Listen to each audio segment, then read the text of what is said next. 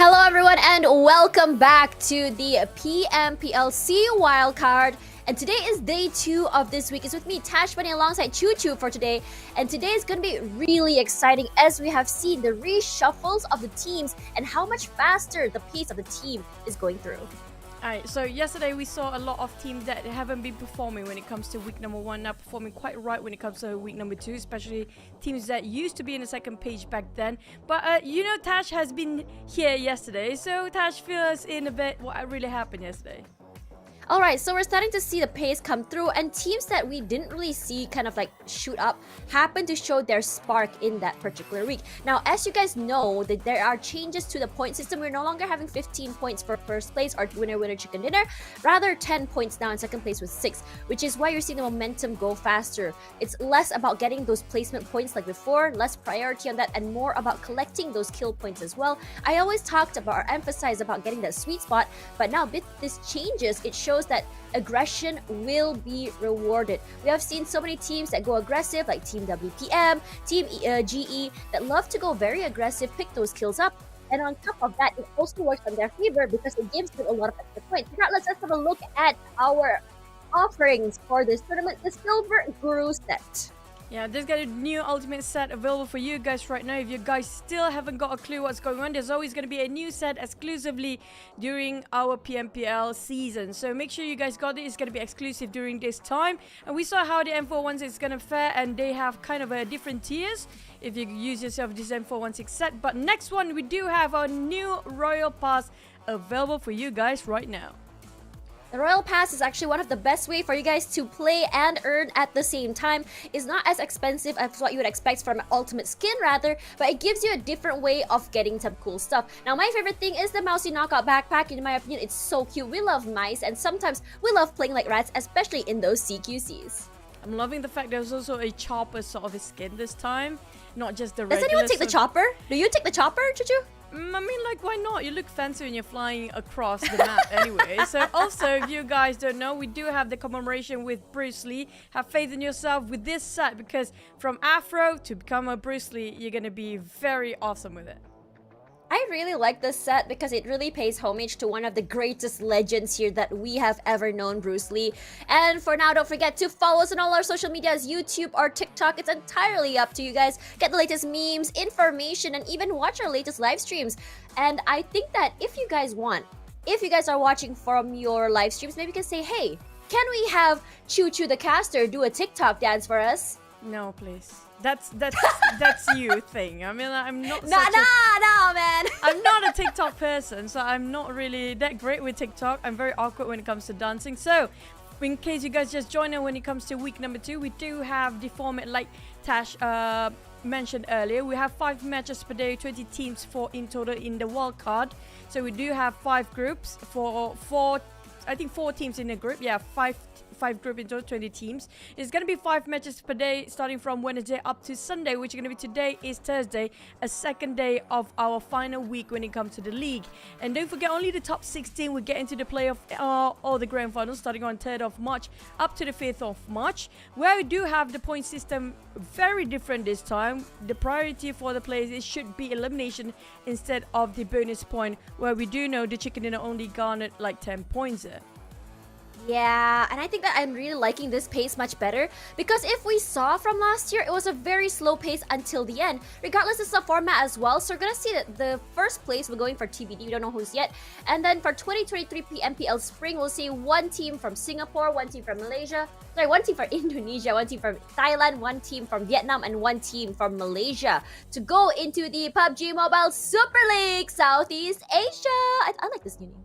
PMSL Super League. I thought it's supposed to be C League, but it's Super League instead. It's and also, super, okay? It's very super. Supreme League. So for the bonus point, we do have like the same rule as the last few seasons. We have the will give bonus point where each week we have different rankings for each of the team based on their placement for the overalls, and then week 1 plus week 2 will be the total bonus point. Will be dragged into our initial bonus point when it comes to the start of the final. So it's really important when it comes to those teams that didn't make it for week number 1 to really push it out when it comes to week number 2.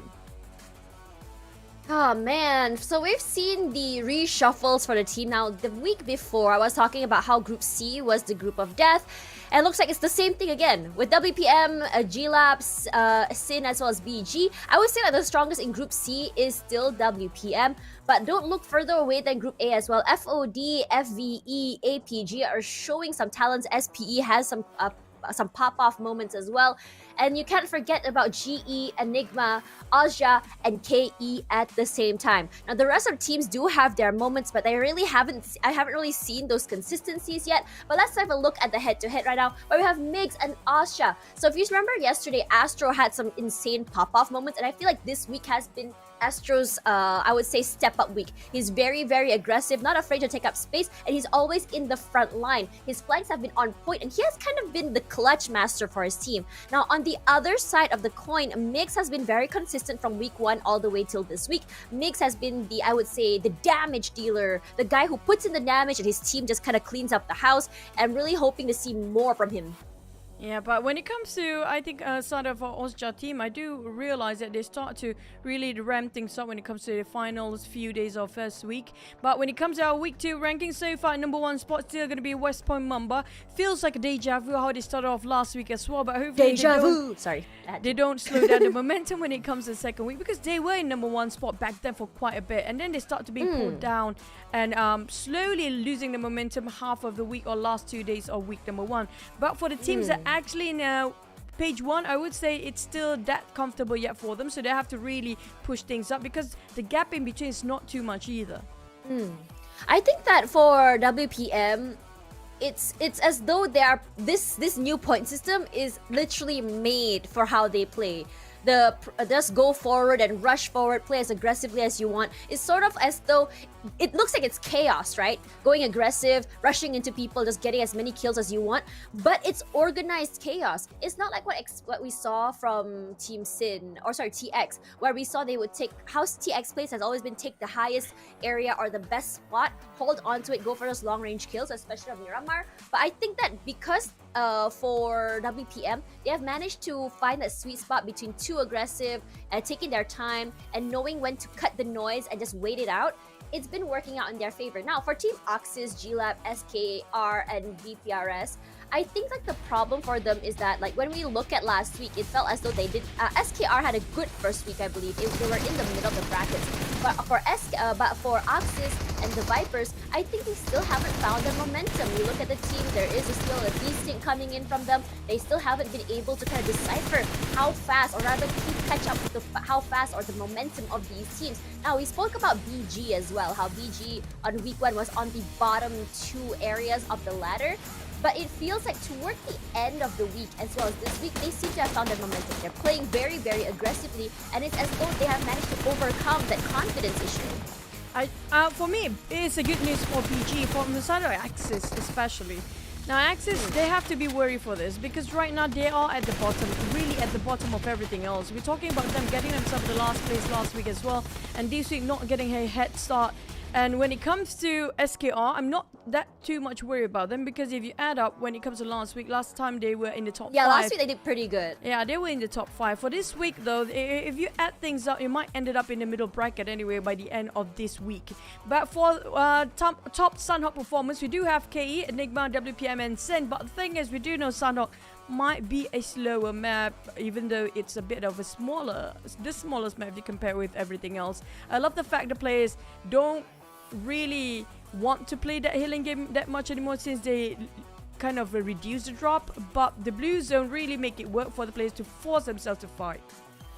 Yeah, and on top of that, the point system as well doesn't really kind of benefit you if you were to even go out and just play the healing game anymore, because the more you get kill points or elimination points, the better you are up the ladder, because you kind of need to supplement it. It's no longer a situation where you have to go for those placement points, you have to survive till the end. No, it's not like that anymore, because we've saw teams like GE, like WPM, who really excel in terms of getting those pickoffs, getting those kills, but they don't necessarily get the chicken dinners. They don't necessarily get top threes, but they still end up in first place. And I'm really liking this pace because I think I've been talking to you, Choo Choo, before this about how I thought that the game was a little bit slow paced. And this is when I first started casting, and Choo Choo was saying to me that, okay, the first 5 minutes is usually chaos because all the players will be dropping off in the same places, and then it's quiet as players just kind of wait up for the circle to go into different places, and then suddenly you start to see chaos around round number 6.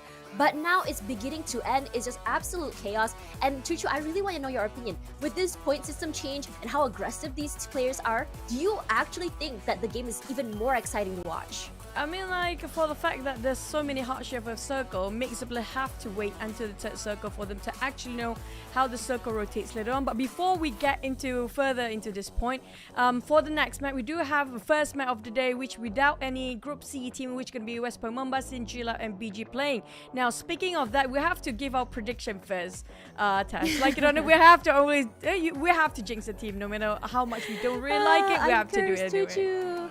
I'm cursed, Choo Choo. Here are my teams. Okay, I want to hear yours first because today is your first day on the desk. So what do you think? Why are you choosing these teams? I mean, like, these are the teams that I'm picking for a reason. They were in the second page back then. They need a bit of a jump. They need a bit of a push. We do know for a fact that first week haven't fared that well for them. So like it or not, they have to put all cylinders out this time, especially when it comes to APG and YG. These are the teams that are actually quite veteran enough when it comes to the scene itself. So I mean, like, we're waiting for something to happen from them, but nothing happened just yet. Aside from TX, they had really tough first few days of first week, but then they start to gather themselves that momentum. But I have a bad feeling for YG because both of us are calling out for YG this time. I think so too, because it seems like yesterday YG was struggling, and hopefully today is their comeback day, because some teams, they do well on, do bad on one day, then the next day they do super well. WPM has not had a problem yet with consistency. Yesterday they did go out early for one match, but they come back swingy on the next one. So they have managed to put this nice little, I would say, this gap between the first and second place to allow them to make mistakes, and I like that. Now for GE, it's because for last week we did see that spark from them, the aggression coming through. It was always a 50-50 between GE and Enigma, but yet for this week in particular, I'm seeing that GE has sort of overtaken Enigma just a little bit more. Enigma hasn't really shown their fangs just yet, so if this keeps up, GE may just come up on top. I mean, like, West Point Mama will not be playing for this time around. I mean, like, you know, Tash, you just love West Point Mama so much you have to. I do! I'm such a big fan! So we're gonna start it off Sunhawk with A, B, D and E group this time. So when it comes to Sunhawk, we still have a couple of more Sunhawk when it comes to the entire week. We'll have the matches until Sunday. But when it comes to today, only once for some teams that will not be playing that Sunhawk. So they have to really put well when it comes to their performance. So when it comes to today's Sunhawk, we're down to second day already when it comes to week number 2. Let's not waste any more time. Jump straight into the smallest map.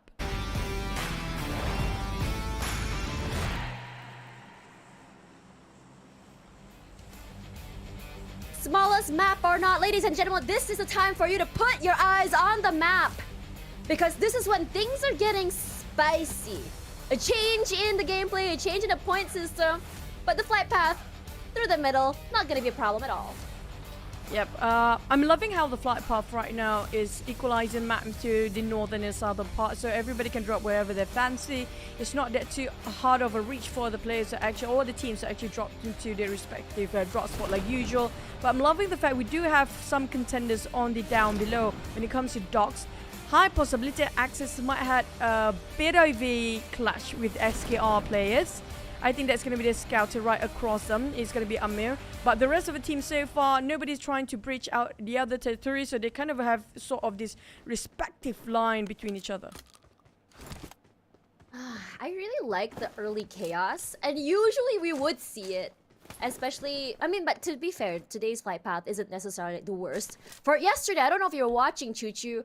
The flight paths were skewed, the circles were cursed. I don't know what it is, but I'm guessing it's because yesterday I didn't have coffee and the gods, well, probably my negative energy affected the circle gods, and that's exactly what happened. So, yeah, anyways, coming back to the thing, what I was talking about is that because of those really, I would say, tough circles, we saw very early fights. And honestly, since it's so quiet early, I'm not used to it. I'm a bit spooked, I'm not gonna lie.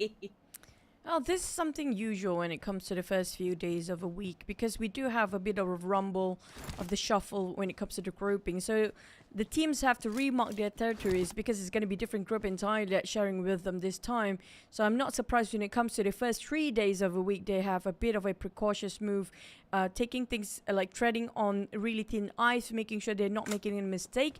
But I have a feeling APG versus SP or Switch Point, it's going to be very soon, especially coming up from Shroud. Now, this guy is not just the entry fragger, sometimes he's the flanker. He pretty much plays a very flexible role for the entire team. Always the one to actually shoot things out first. So Shroud, if you start to move, you have to watch out for the entire team of APG. I'm not surprised if they go really aggressive this time. I'm just surprised that APG, despite, I mean, like, I noticed how they've always played. It's a little bit more, I would say, reserved. They kind of have a wait and see attitude before they go in. It's very calculated. They take their time. But it feels like for this week, yes, it's worked out for them. But I'm just worried that, oh, the kid just got run over. But anyways, I'm just worried that they might just hesitate too much, and that's what's going to be a problem for them. And now for the kid, knocked down already, and SP is the one to knock him out, and he was all alone. Now, this is a 3-1 situation where they allowed the kid to kind of roam around and go wherever he wants, but at this time, it's a very high-risk reward, isn't it? Because you can go around, get information, get your own loot, but at the cost of your life at this point, as SP, Jigsaw, with the first point. Gonna put that in his pocket. We already saw FCON as well with one. And the chaos is about to happen, but as not as aggressive as what we saw yesterday. As Chuchu said, the changes from day one is that, number one, the changes for the groups. Number two, the understanding that people understand where they are marking the territories. We saw how they've played yesterday. And also the understanding that how each team plays, and also the counterplay on how exactly to deal with such teams. Yep. And it's kind of obvious after we have lost one member of each of PBE and APG right now. I'm surprised at APG not giving any extra hands. The fact that we saw Shroud earlier just around the corner feels like they don't want to invest or commit way too much. It's okay to lose a couple of members early on, but they don't want to lose any more at this time. With FOD waiting for Enigma to actually push into their compound. Easy coming out from the flank side. The other two just scouting out on the elevations of the ground, making sure everything is clear for the rest of the team to loot things up. I'm not sure about their gears. Right now, it doesn't seem like too fancy or too comfortable for the side of Easy. Level 1 of the gears and nothing else to work with. Very low utility. They really need to hop onto a different compound entirely to get the loot going. Because if not, if they were being forced into this fight with Enigma, they might have to bow down quite early when it comes to the side of FOD. But they do have the high ground, so you're going to have to wait and see for that. Enigma has, I wouldn't say they had the worst start this week, but it's been very quiet. It's not as, I would say, aggressive. I think that one thing about Enigma that I can really use, the word to use them is very orderly, like a well-oiled machine. They are very calculative on how they work, how they move, how they play together. But at the same time, it also feels like they tend to overcomplicate things. And because they're very, very, I would say, they have to work in a certain way, it puts some win conditions in how they work as a team. And it feels like for like teams like GE, like WPM, who just kind of close their eyes and just go crazy, turn off their brains rather, and go aggressive, it catches them off guard. I'm really hoping they know how to counter this very aggressive push and just shoot situation. Aggressive nades or just running into compounds, just shooting the heck out of people. Because you notice that these teams take up so much, I would say, momentum as well as aggression that at some point, if you don't kind of like put a stop to it, they kind of like roll over. It's almost like a snowball effect rather. I mean, like Enigma, you did just mention about how they might overthink themselves in certain situations. So I'm not surprised, especially when it comes to fighting against SKR, one of the most aggressive team last week. But QB caught him off guard. Mewtwo on the ground bleeding out. There's nowhere for the rest of the team to actually save him. Instead coming up from the flank side. Exit on the ground as well. It's 2 trade to none. Enigma is winning this fight as Marcus bleeding out, leaving only one player. Oh man. T1 he can revive, but the rest of them, there's nowhere, no space for them to actually revive the others. Ooh, they know exactly where he's stand. T14K trying to just do a clutch for the entire team. Almost takes Spooky out, but he might be the one goes down. Leaving Marcus behind. Marcus Jumpman gone. Spooky Caps trying to actually help, but it's too far. SK are the first team to be eliminated. So unfortunate. Let's take a look at here. FVE now in trouble. FCon.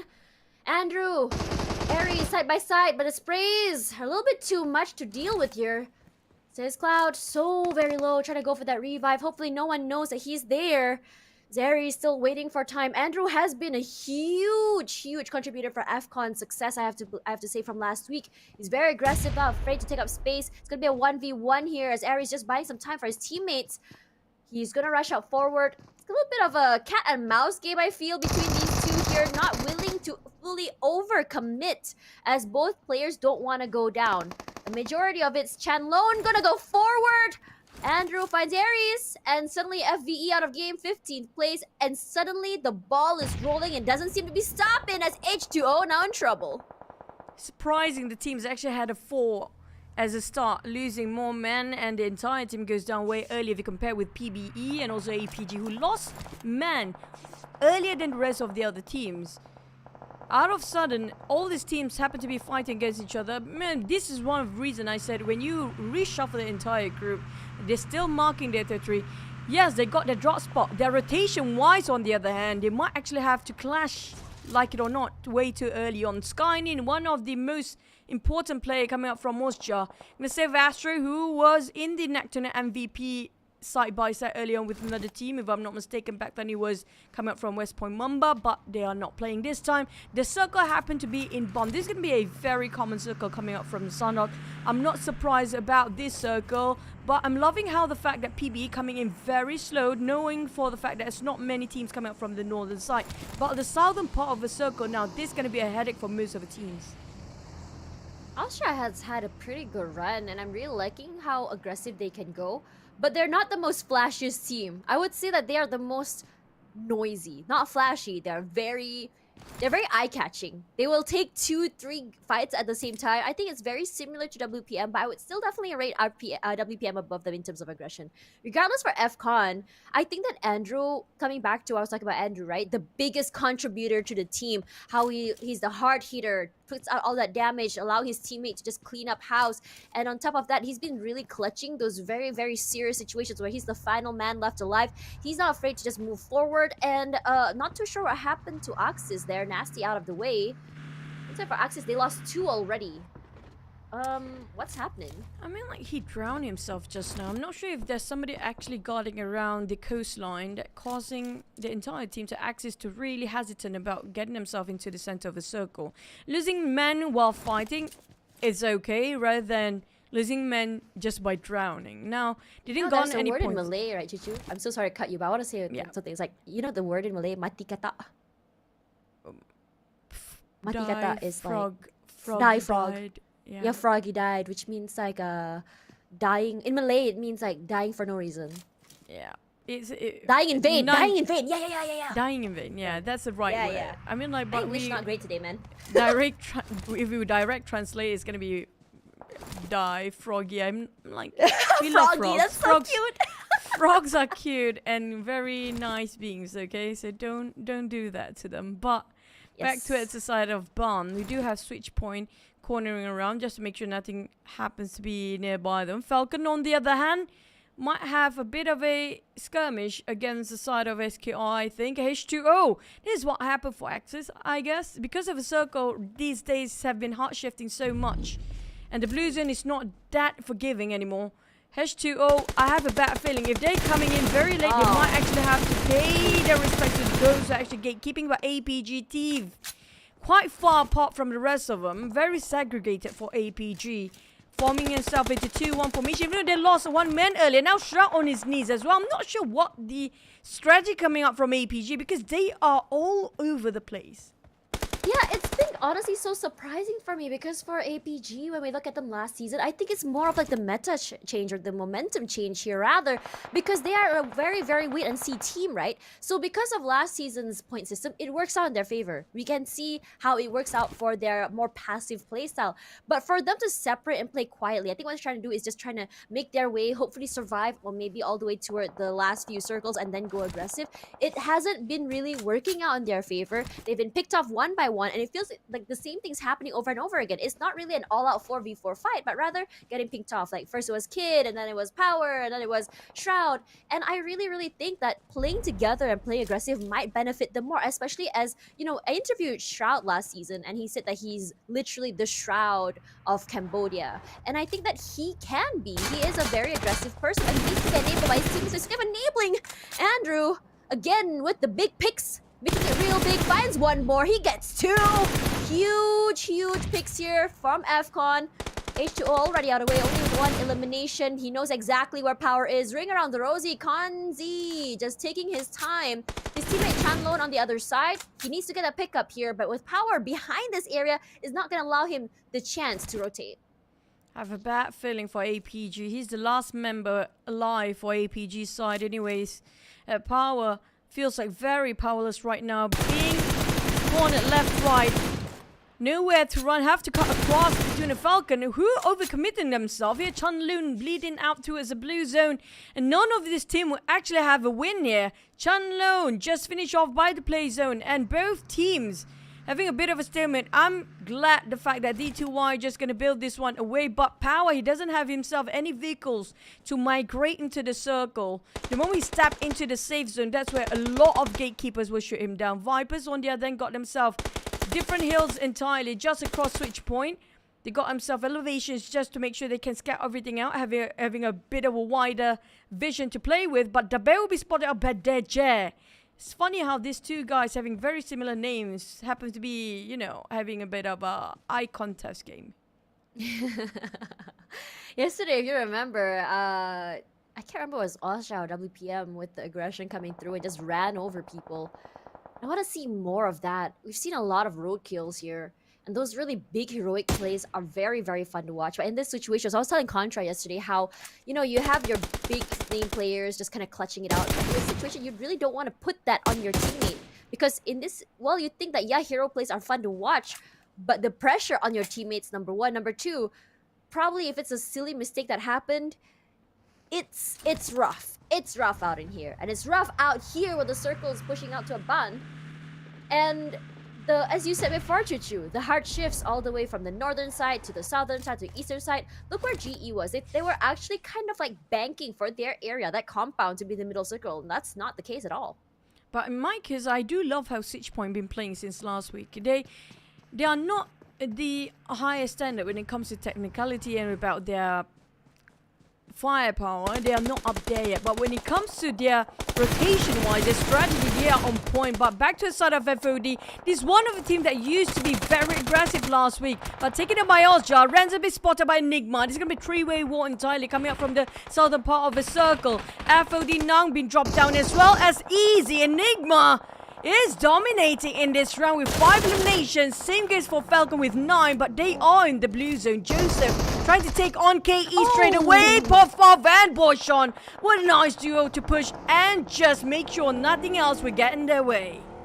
It's a beautiful drive-by by KE. They probably got attracted by the sounds of shots here. And speaking of shots, Andrew onto DZ. Ozja now in trouble. Ozja out of the way. Only 3 eliminations in their pocket. This is an unfortunate situation and not usually the way they usually go out. But look who's on top. Falcon Esports now with 3. Falcon Esports stepping up to the plate, I believe. And on top of that, it's going to be Enigma as well as YG. We saw them get a pick. And this situation is a very small area with terrains at the same time. YG is one of the prime locations. Have to only be careful about the top side of the hill, which is going to be slowly pushed up there by KE. Shots come out. SP has their eyes on Puff. His car is smoking and not in a good way. Gonna meet up with his teammates. Has to be careful. Out of the way now as he takes some damage. The car explodes. And they move away just by the nick of time, and say Cloud, Q out of the way, died to the blue zone. I'm glad Kaya actually just moved a bit towards his right side, if not the explosion that Devon 300 just IQ. Just drove 3 steps right ahead. Devon just drove right into Kaya just now. I was so worried for him. If that I don't happened, know why, but I feel like when I see teammates run over their teammates, it's nothing big, right? It happens all the time, but I can't help but chuckle a little bit. I wonder what happens. Like, please, why are you running over me?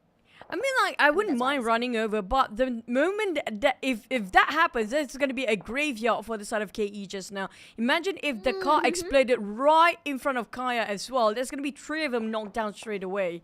Now that's I a would graveyard laugh. I'm talking I about. would seriously laugh. I That's would gonna be laugh the worst because play ever. It's a silly mistake that shouldn't happen, right?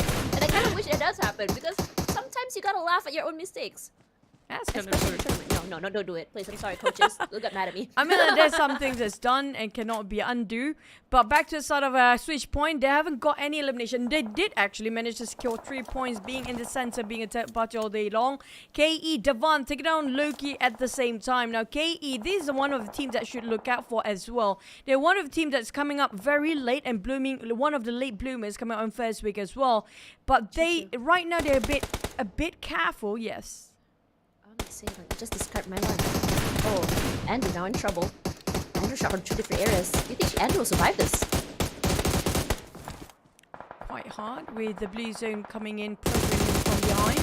Sonic keeps the pressure on with AUG. Hang and the rest of TX, they got their elevation, they got their advantage, but none of these teams actually inside of the circle just yet. Andrew have to cut across for the side of Falcon, the last member alive, and they got themselves quite a number of eliminations.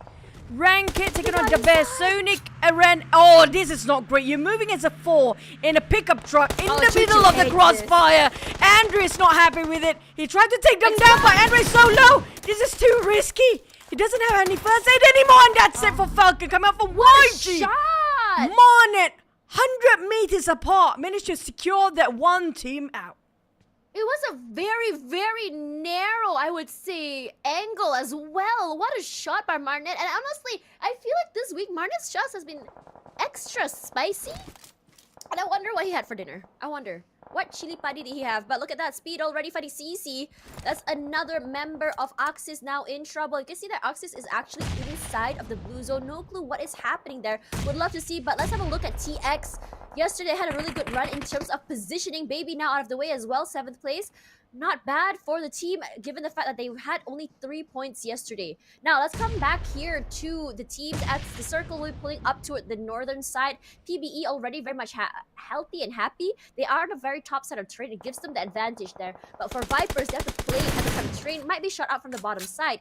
Now, for SP, TX, YG, they're gonna have to fight just to get inside of the circle. I can already expect like a 3-way fight coming through, and I'm just kind of hoping that the teams can actually roll over each other instead of kind of ending up into these broken situations where only 1 or 2 players are still alive.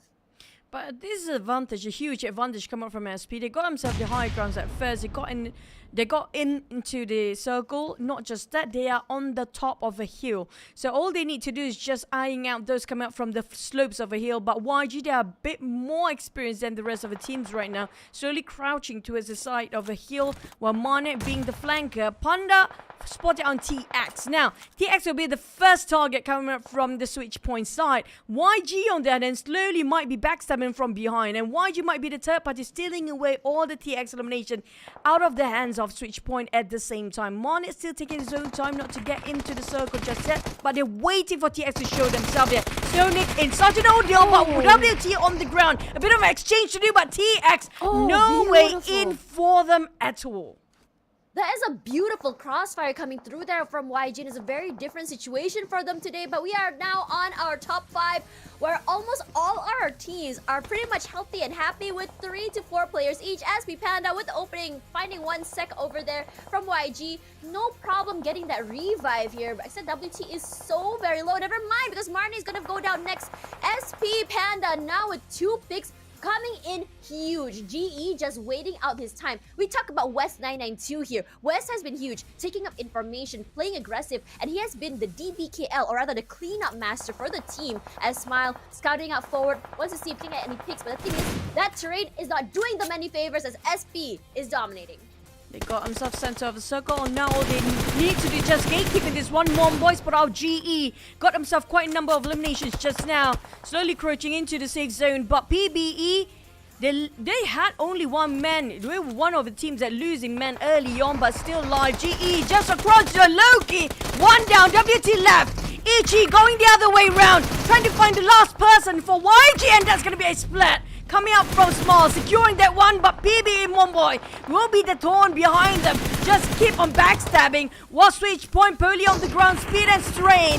Trying to just actually secure this one against PBE. They're holding this angle, not leaving any loopholes. No loose ends coming out from the ones on top of the hill. Oh man, GE just buying some time. Getting to the top of the hill is gonna be no easy feat, as it feels like everyone is playing the pro game. Vipers now with the high guard advantage knows exactly where the other members of PvE are. Only 2 members left, make it 1 unless they manage to get that revive here. But Speed wants to hold on to the top of the circle, wants to be able to see onto the other side, but they have to be careful that they don't get shot on from the other side. For PvE, only 1 play left, but Spoogle is gonna be the grenade eliminator. Huge nade by him. Ichi, GE, still very much healthy, still taking their time, and this is a very different GE that we're seeing this week. Less aggressive, more calculative, and more of a wait-and-see attitude. Regardless, they still have that aggressive spark in them. They're just waiting for the right time for it to be unleashed. Regardless, Vipers as well. We always talk about how Vipers was on our radar last week, but they wasn't even able to get that window of opportunity, and this is it for them. 3 Philippines team in the top 4 here right now for SP, PBE and Vipers. Slowly closing to a side of GE. Ranked spotted out Vipers first, giving off the pressure towards the side with a nade, giving off another one. The J taking on Polly, switch point ain't a problem. They got every shot left, right, center. Ranked taking on West. Oh my god! Ranked getting on 1. Master Ichi just trying to do a bit of a damage control, but it's a bit too late as his teammate already back in the lobby. Ranked tossing another one. The last member of PBE down and in the grave. Down to 3 teams. Make it 2 into a 3v3. 3v3, unless of course they get that revive. It's gonna be really hard, but the Molly's allowing them for the revive. They are in trouble. Master Ichi with the sprays. Zai as well gets 2 each, and Smile just pushing out. They are smiling their biggest as winner chicken dinner. Gonna go there for GE. Huge match by them to start off the day. At the same time, I do question how much elimination they do have in their pocket right now for the side of GE. We saw the highest eliminations by far was around 11, if I'm not mistaken. We do know for a fact as well that chicken dinner, yeah, it's a great thing. You got yourself chicken dinner. You got yourself this memorable banner coming up in the screen on top of the chicken dinner, like a font. You get to see all the players up there, but at the same time, it's just 10 points if you compare with the last few seasons. Now, it's always down to the elimination points here today. When it comes to elimination, I have a feeling that Genesis Esports or GE will not take the number 1 spot. Possibly when it comes to this match, it all depends down to us how much elimination they do have. Oh man, GE was waiting for this. It felt like we did see them. It was also like for GE, their biggest obstacle was going for those 5v5 fights, and it feels like when they go aggressive, it's huge when they get those picks, when they roll over a team. But it feels like for GE last week, the overheat was happening over and over and over again. They weren't able to stop the aggression, or maybe in the middle of the fight they're gonna get third party, or maybe before they could reset, another team comes in. And because they are kind of like stepping on the brakes today, as you said, Chuchu, they kind of need to play it a little bit more slow. I think it's working out in their favor. They're not going too aggressive, but still having that spark in them, letting to know that, you gotta let her rip at the right time, and kind of like doing it at this particular moment is working out so well. But if you look at GE's Smile here, you saw how I was talking about smiling, right? But personally for me, I would think that it's Zai that was doing a little better, personally because of those 2 picks. But I don't know, throughout the entire day, perhaps during the team contributions, or rather during the plays itself, perhaps Smile was the best in terms of scouting for teams. Getting those elimination picks, because 5 for his team is a huge number. I mean, like, that's quite a lot of damage. He didn't actually tank too much if you compare with the others. Possibly he's the one that actually being the third party or being the flanker for the team as well, coming up from Smile. But I do prefer GE when they are more aggressive when it compared to this week to last week. I do prefer them when it was last week. A bit slow, I don't blame them. Maybe this is one of the main reasons because we are in Sunhawk. You know for a fact it's Sunhawk. It's a smaller map, so everybody kind of a bit extra cautious when it comes to approaching towards another compound. But still, 5 eliminations by 1 player, that's still a hectic amount of volume of elimination by this 1 player coming up from Smile. But we're not done and dusted, and we're still waiting for the match ranking so far. I do want to know how much GE secure when it comes to total elimination by now. For now, let's have a look at the teams to watch here. If you look at in terms of survivability, I think everything speaks for itself. But for FCON, the full squad time was only 12 minutes. And I think that for FCON. Now, Ranked was from PBE, I believe, right? PBE, right? Yep. Sorry? Yeah, for Rankit just now, I really want to talk about him because even though he was the only person left alive, the fact that he would not go down without a fight is something that is definitely worth talking about. Because even though it's a 1 versus 3, waited for the right time, knows that he can't win against the Blue, so he thinks, okay, it's all or nothing. What can I do? Gets 2 picks, gets stuck between 3 different players and the Blue zone, and then going down. I think it's a really good mindset to have, especially in those clutch rounds, because you are in an all or nothing mindset. That's kind of true. I mean, like, this is where they don't have anything else to lose. You know for a fact, like, they are not that savable. Like, example, GE and even PBE, they are in the middle bracket. But this week, too, we actually think things really upside down for them if they don't push themselves quite high up there in the second week. And when it comes to the eliminations, we do see for a fact that so many teams are actually trying to gain elimination points, then securing the positions and also the chicken dinner. I'm loving the fact how SP got himself really solid when it comes to this week's performance. I'm talking about, yes, GE got the chicken dinner, but SP got themselves the positions. But it's just too bad that they couldn't secure more eliminations in the last minute. GE got themselves 12 elimination points. It's quite a number next to them, even though Falcon just got 1 rank point. This is what I mentioned earlier. They don't care about the rank system anymore. They just care about the eliminations for the side of Falcon.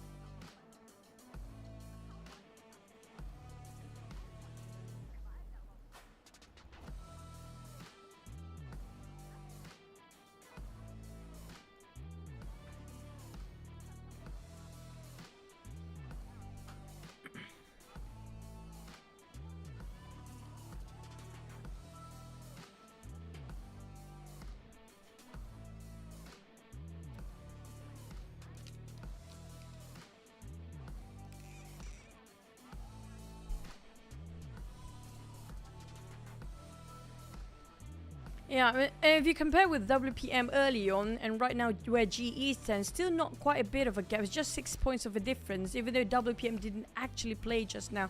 Now, what I worry is those actually not in the top 16 here. H2O, I really worry for them because they weren't performing when it comes to last week. Same goes for Axis, but Game Lab, they had a bit of a last push when it comes to their final few days in the first week. SKR, I'm not too worried for them if you compare with their first week performance, but they might be dragged down due to their week 2 performance here as well. But I'm loving how the fact that TX Vipers and also Falcon pushing up this time, especially when it comes to TX. Now, it's quite a rare sight to see TX really great when it comes to this week, but still, nevertheless, it's still too early for us to say anything because it's just the second day of week number 2, and so far things have been doing great for some of the teams. But the thing is, we do know for a fact sometimes they don't just stay in number 1 spot for a very long time.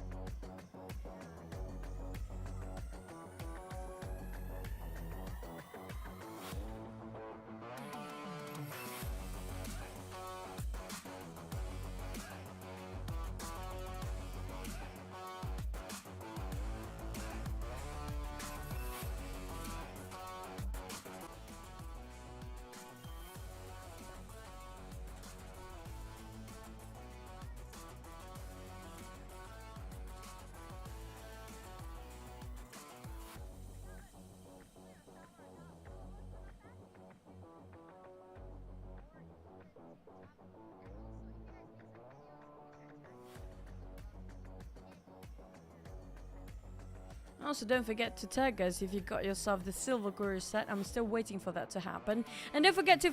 yeah! None of us do. But also when it comes to Toy Wrangle performance, GE, FOD, WPM, and YG. Now, this is going to be the top Wrangle. We do know for a fact GE has been performing so well. Now, we do have West Point Mamba playing as well as YG. Now, YG wasn't too great just now. It's kind of a... they are there, but they're not in the last Sunhawk map. But this is another chance for them to actually push forward. Now, GE and West Point Mamba, this is going to be the contender for the number 1 spot. I am so excited to see which team does come up on top here, because if you look at all of these 4 teams, they have had good track records, a really good I would say a run in terms of aggression and rotations. And I like the fact that amongst all of these 2 teams, GE as well as WPM is the 2 teams I have my eyes on. Like FOD, yes, they are really good, they are very aggressive, but I'm still waiting for the day that they come up on top. They're getting that placement, I would say, points as well, because at the end of the day, we also like to see chicken dinners too. If we can get I mean, physical chicken, it would be great. But for the next Okay, match, what kind of chicken do you want, Chuchu? there's a place that I recently go to, but I cannot mention here. It's going to be Nondos, where they had a really good new chicken. But before we get into chickens, we definitely want to just give a bit of more reminder for you guys. Next one is going to be Erangel. You don't have Group E playing, which is going to be KE, Osja, TX, and PBE. So A, B, C, D. We do know for a fact that the A, B, C, D group do have a lot of players and teams actually in the number 1 page. But when it comes to when it comes to our prediction, which I don't like to do, YG, we predicted both of them. Coming up from both of us, and they didn't fare well. Now for the next one, It's cursed, I'm telling you guys. next one, we're sorry for the teams that were predicted. Okay, so Why are you laughing? I mean, like, I feel bad for the team. We don't want to do this, but we don't have a choice. Okay, Okay. I mean, it's just predictions. I love you all equally, okay? I am known as an auntie, not physically, but like mentally. So I love you all teams, all equally. There's no favorites. It's just that production made me do this. Like, they held a gun, what do you call it? An Uzi to my head. I have no choice. they make me feel bad because I'm one of those guys these days. So yeah. Yeah. Okay, let's talk a little bit about our teams here. WPM speaks for itself. I don't have to say a lot about them, but Game Lab here, they haven't had a good game today. Last week was a huge week for them. We saw them coming up on top, winning those early fights, but this week they're really quiet. It's sort of a copium pick for me because of the aggression I saw from last week, especially in the early game. I want to see them come up again. Now, Enigma, we saw that very, very clean sort of plays. I want them to get messy. I want them to let loose. I want them to just go, you know what, turn off our brains. Maybe it'll work better for us. But sometimes when you have the mindset of just kind of letting go and not thinking too much, you play better. Usually that's the case for most of the players. When they have nothing else to lose, that's where you get to see all the unusual plays in the last few days of final week. And I mean, like, this week is the final week. So I'm looking for FOD, where they actually really put up a very good performance in the last few days. I do hope they drag the momentum down to the second week here when it comes to today.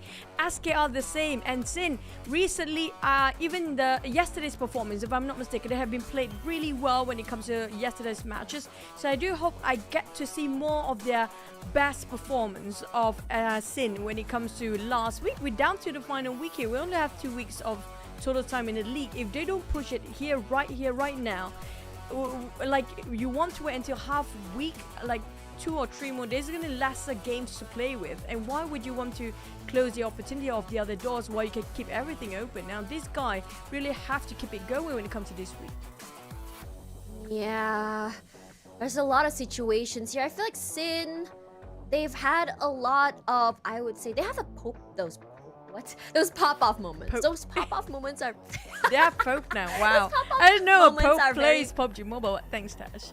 I mean, it would be pretty dope if they do. It would be really cool if he does, okay? But anyways, coming back to my point, I think Sin has had those pop-off moments. They've had those moments where they overwhelm other teams. And there was one moment I was casting Contra and I was just like, did Sin just take out GE like that? Question mark. And they did. And it was like, okay, the capability is there. It's all about taking that golden opportunity. And I feel like in PUBG Mobile, those windows are very, very small. It's either you take it or you don't. It's kind of like, you know those storybooks back in the day, those Goosebumps storybooks where you can choose your ending?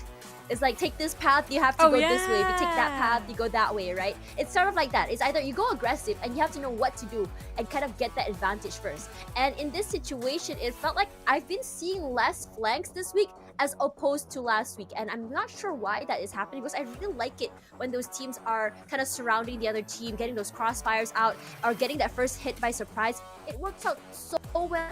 I'm curious whether it's because the circles have been hard shifting that's making it hard for those rotations, or each team is getting more and more hyper vigilant to the point that it's so hard to flank now.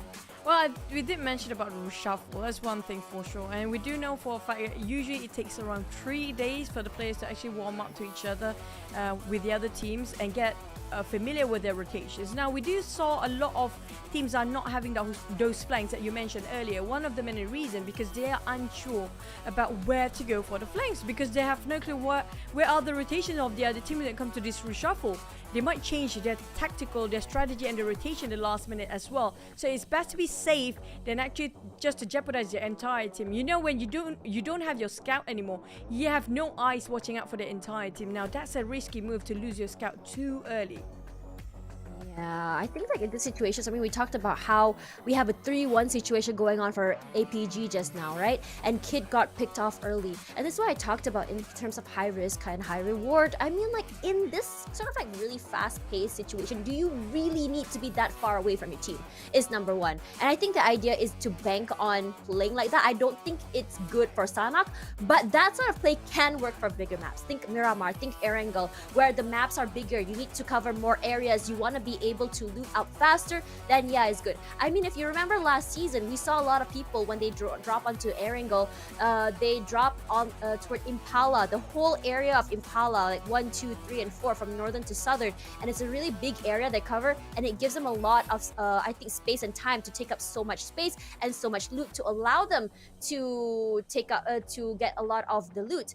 But Milta power also, if you look at that, remember last season as well, has been huge. Also toward the side of prison, also another situation going on here. We also saw a sort of split coming in from Rozhok to Skull all the way to Pichinki or even Ruins. But we didn't see that this season because it's been really quick, because some teams don't have a drop spot. They actually just drop wherever the heck they want and go aggressive. And one of the many reasons because of a flight path itself is down on the southern side all the way. I mean, like, it's so hard to reach around Savannah or Shooting Ridge where that's your usual drop spot. But it's all down to the flight path and all down to the circle as well. Because, like it or not, PUBG Mobile is a better royale. It's also down to 5% of luck to actually make things work for some teams. So let's jump straight into our first Erangel map of our day number 2, week 2.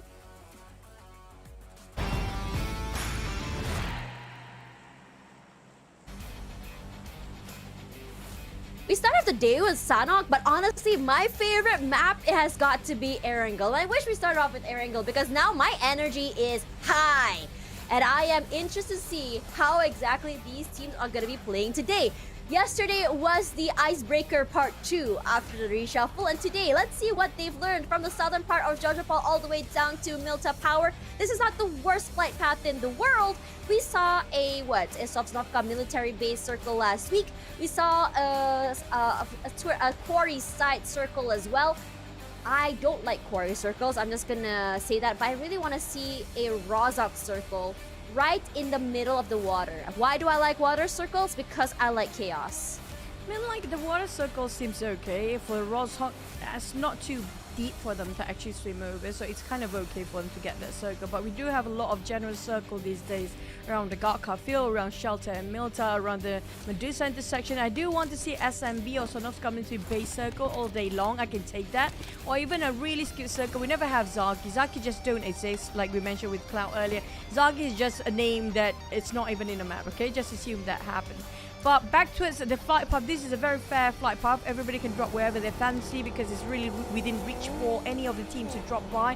But we do have, like I mentioned earlier, it's going to be in the Medusa intersection sort of a circle. Might be, if it happened to be hard shift towards the western side, we might have Rozhok here.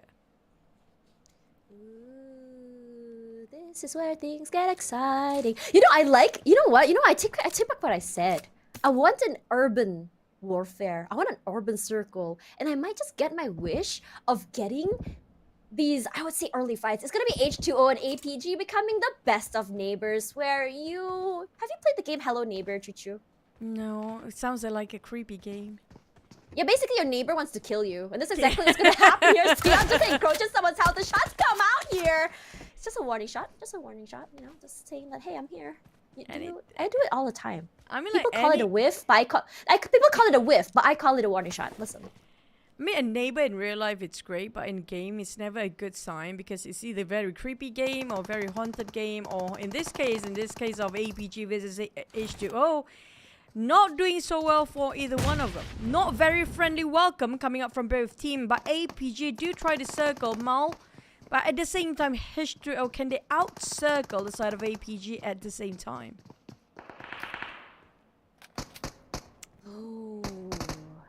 Shroud from the outside. We want to see Shroud go sicko mode. Haven't seen it yet. It's going to be T-up with the aggression. The Smokes is not giving that space to move out. I think he might just know that someone has already jumped on the other side. He has to be careful. It's two waiting on him outside. And Labo with the nade throws it out. Shroud a little bit too much faster with those shots. Gets one out of the way. H2O now down one man. With Shroud getting that reset.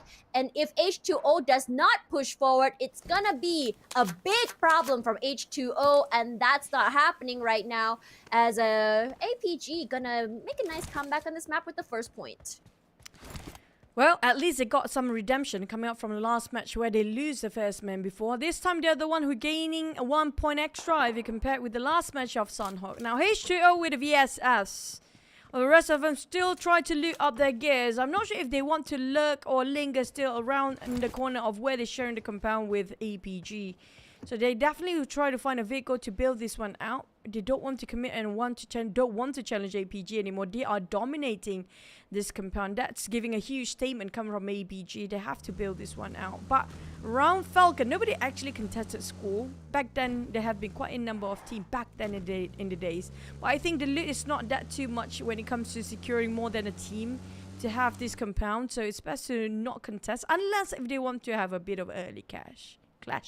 Sorry, I don't have enough. I was about to say like cash, money, cash. And I realized like bling bling.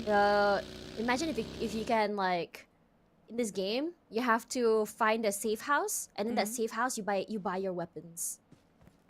Imagine. They do have that in the normal mode. If I'm not mistaken, it's sort of a, you know, like a gacha game coming in where you put in coins and stuff like that. They actually have that in PUBG Mobile back then. That's so cool! But then it's just a sort of an event. I mean, you couldn't possibly have it in tournament. I mean, that would be great. And that was like a zombie game I used to play long ago, right? It's like you that get was my favorite mode. zombies, waves, and then like you kill all the zombies, right? And then when the round ends, you go into a safe house, and then you get the money from the killed zombies, right? Then you buy your weapons, and as every round progresses, you get more and more weapons. That is dope.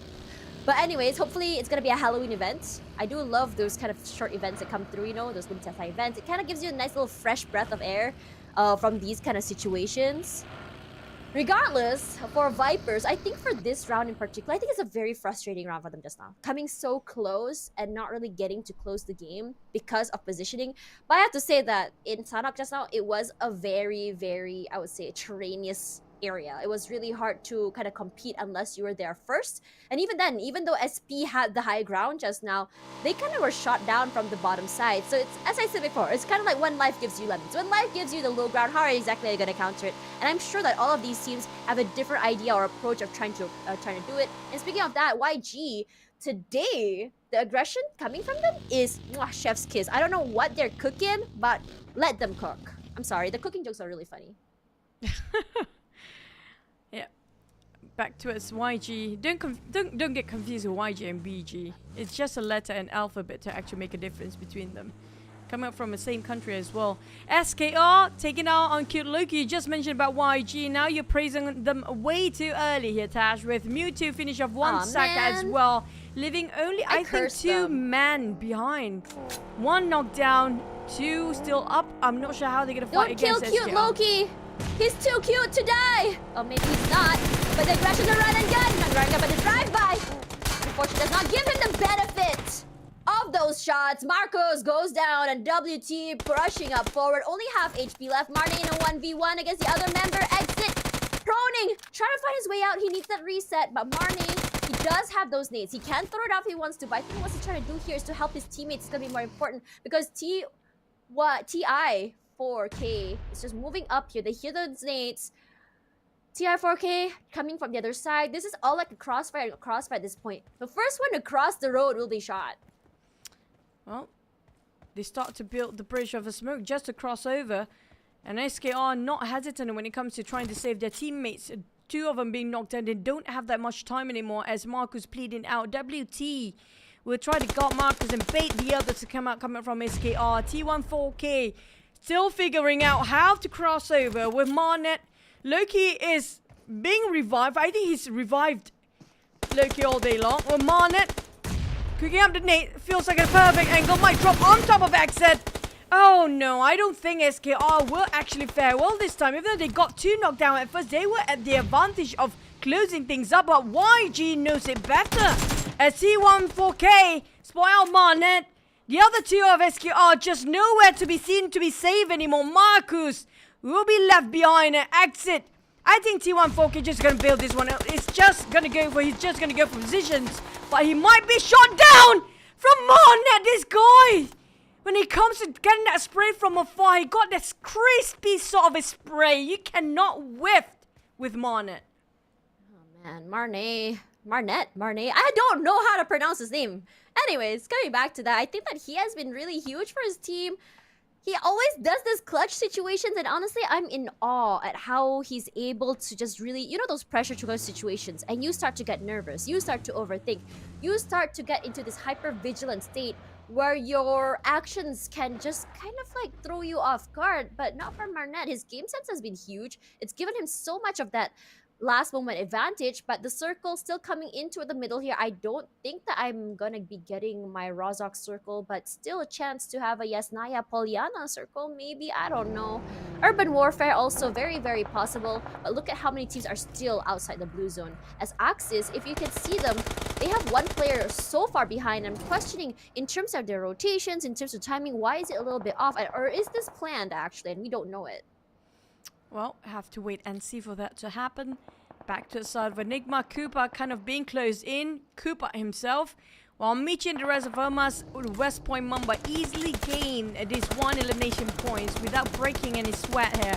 While Mix, one of the MVP for this season, trying to scout out for the rest of the team coming out from Enigma, but they are not going to jeopardize their entire team. They have to put 1 player for the sacrificial lamb, and that's it. It's going to be Cooper for the sacrifice.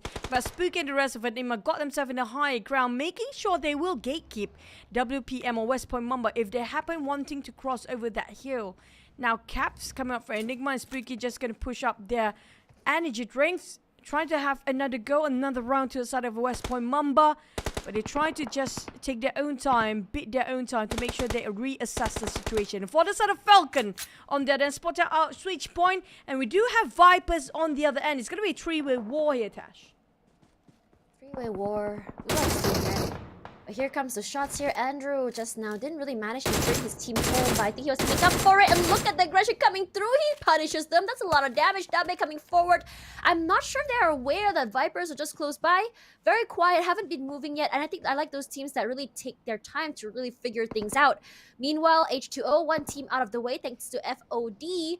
But here comes the Vipers. They do hear the shots. And if the Vipers play it smart, they might just get some kill steals as Panda eats so much damage. Yep. Don't have enough first aids, couple of bandages to work with for the side of SP. They're quite low when it comes to utility wise. DJ with M16 swap things around just to make sure that he wants to fire or not. If he happens to be open firing towards the side of the other team, he will give away his position. G-Lab, I don't think Dragon knows there's somebody else in here, but he definitely spotted out the buggy just now, so he let himself quite far apart from Enigma. Spooky might trap himself in the middle of a crossfire with G-Lab just securing more by cornering down left, right, and center. Now, where will the circle fare? We still have around Rozok. This is where you want it to be. And yes, Naya, Polinaya as well. Oh man, look at that. No one has a clue whether the circle is going to hard shift to the right or the left. They don't know which area to hold on to. But those who are smart will play near the bridge. Regardless, for Enigma and G-Lab, we're going to be seeing this fight go on. It's an El Clasico, or rather a Mexican standoff, where the teams are still very, very quiet. No movement quite yet between the 2 teams. As Caps, I think he's been huge when it comes to those big rotations. He wants to do it again. Gives himself a little bit of boost with that energy drink, and he's going to try going for a flank as well as QB. Wow, does he know that WPM is close by, or are they? Oh, I don't think they're gonna go for the flank action. They're just gonna skedaddle out of there. Not in their sights to take these fights. Perhaps it's a little bit too early. Only the third stage, honestly, when you think about it. We haven't seen any movements from GE just yet. FVE as well. It's been very quiet. You hear all these shots, right? But surprisingly, it's never really an all-in or a full commit sort of fight. Well, it's not too late yet, not too early. Still in the third phase here. They're waiting for the fourth phase to have the Great Migration happen. That's where everything gets really messy. BG, Burmese goal. I'm not sure what's happening. He's going in reverse with that buggy just now. And is he still healing? That's kind of a bigger question for us to actually figure that one out. But on the side of Switch Point, West Point Mumbai happened to just pass by. They place themselves right across the side of Switch Point. And they are in the middle of everybody else. We do have Burmese goal. West Point Mumbai being surrounded by Falcon, Burmese goal, and Switch Point and Sin taking on Burmese goal on another end entirely. GE spotted out by the side of West Point Mamba. FOD taking on Andrew FOD, but Mick spotted out west. But it's just too far for him to actually get that tap going on. Yeah, the bullet drops are just so unforgivable, especially at this point. He may have the scope, but he needs to get closer. Regardless, Ranger, huge headshots onto Marnet. Big pick, but no worries. I have a problem not getting that reset for them regardless. But for YG, as they only have 4 kills right now, they kind of want to survive for as long as they can. APG and H2O, I'm surprised that they're still side by side to each other after the rotations are happening, because we did see a pick-off very, very early in the game by APG to H2O. Sin this time very close by. And again, with this area, if we don't see the circle move, no one will be leaving, because one team has the high ground and the other 2 teams has the compound. Now, the only problem between one compound and the rest is that it's beside on a lower ground area, which means that peeking out is going to be a problem. Once they peek out, it's going to be an instant headshot. But this care package for Enigma might just be the game changer that they need. And the airdrop really boost up and level up their gears. They will level 3 of everything. But when it comes to utilities, not so much, except for their smokes. And the first 8 is not going to pop up anytime soon, because he got himself one last one to work with. Back towards the circle, we have it shrinking further towards the eastern side all the way. We do have BG, or Burmese Gold, Falcon, and West Point Mamba taking the center. Same goes for Vipers and Sen. APG have to cut across 2 teams there, with H2O in between. Labo, the last player coming up from H2O. Not really last player, there are 3 players there, but I'm not sure why they're still not clashing, because it's a really a small compound to be shared by 3 teams, that entire 3 different teams. Oh man. Look at how Panda is playing very quietly, just waiting for that golden goose of opportunity. For G-Lab, they are my prediction for this particular round. I want to see them go far. We have seen that spark of aggression come through, but in this situation, I feel like Dragon has been really kind of like delivering most of the damage, most of the space in the team, and I would really love to see the rest of G-Lab follow through. You guys noticed one member actually got headshot just now. Smile to a member of WPM, I believe, but no problem. It was a really long range, but it's gonna be aggression coming in from Michi. Mix goes down, but GE, as I actually just fight back, eliminating everyone here. YG still on a stampede despite actually losing 2 players. A Smile cutting the noise here. Both of them just prepping for those nades. Throw on a throw. No one gets hit. Round 2. Let's see who gets a Kobe here at this point, as Ichi gets a reset with the smokes. Michi gets hit. Federales actually accidentally blows his teammates apart, and Almas goes down. Not a great way to go for WPM. One small mistake and everything just comes crashing down.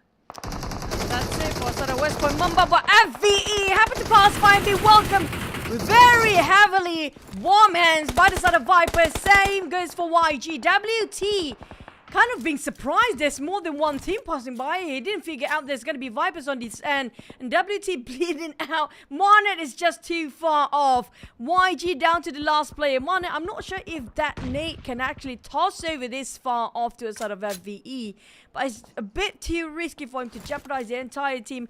The responsibility on his shoulders by himself alone, with WT bleeding out and knocked down. Moxie on the other hand managed to just made a bit of U-turn to get himself behind the bridge just now. But at the same time, they don't have any gears to work with. His ammo's been blown off, shredded entirely. Here comes Enigma. Maybe want to actually push towards the side of the other teams, but Falcon eyeing out to the side of FOD. We have the pizza gun DP28 in the hands of Andrew. It's going to be a tough one to control the recoil. Oh, let's see if any headshots come through here. Holly Lanju with the first shot gets one, but it's going to be traded out there. Regardless, I'm actually quite surprised at the tenacity coming through here. They do want those long-range shots, but it's going to be scary because Enigma, they have to go for that reset. Now, as Smokey goes for that reset, I'm not liking their positioning here because they are on the lower ground. That's exactly what I was scared of. The nades just falling through. Smokes come out here, but that's not what they have to worry about, is that terrain that's not in their favor. Perhaps a push might just be much better, but Enigma, I think they prefer to play closer. Regardless, it's gonna make it rain nades here. 3, 2, and 1. Grenade eliminator. Joseph goes in for the first one. A move in for Easy. Goes ring around the Rosie. Unfortunately, does not get to run over someone. Eventually, he does. Finds Spooky. Spooky does blow up Kuts in the end. Sorry, Easy.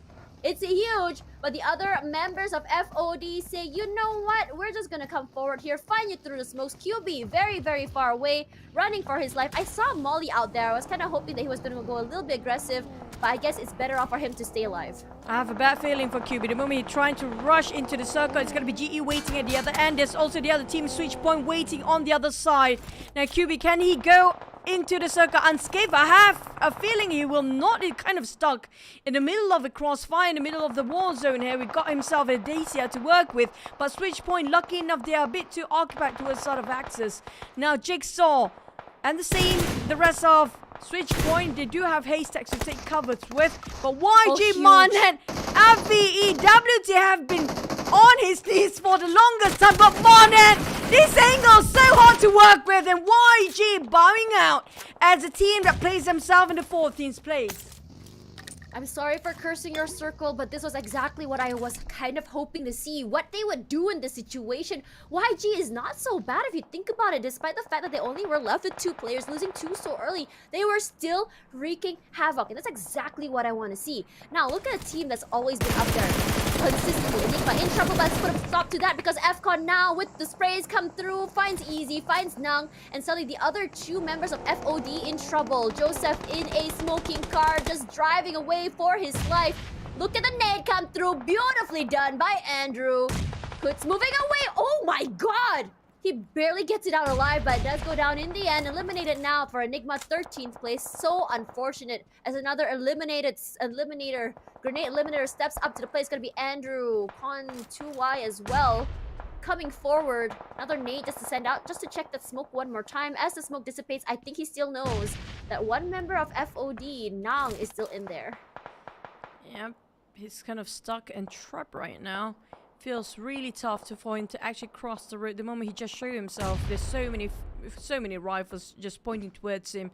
On side of Sin, they are playing a bit of a hide and seek when it comes to sharing with the same apartment, which is going to be a 3 or 4 story apartment between themselves with H2O.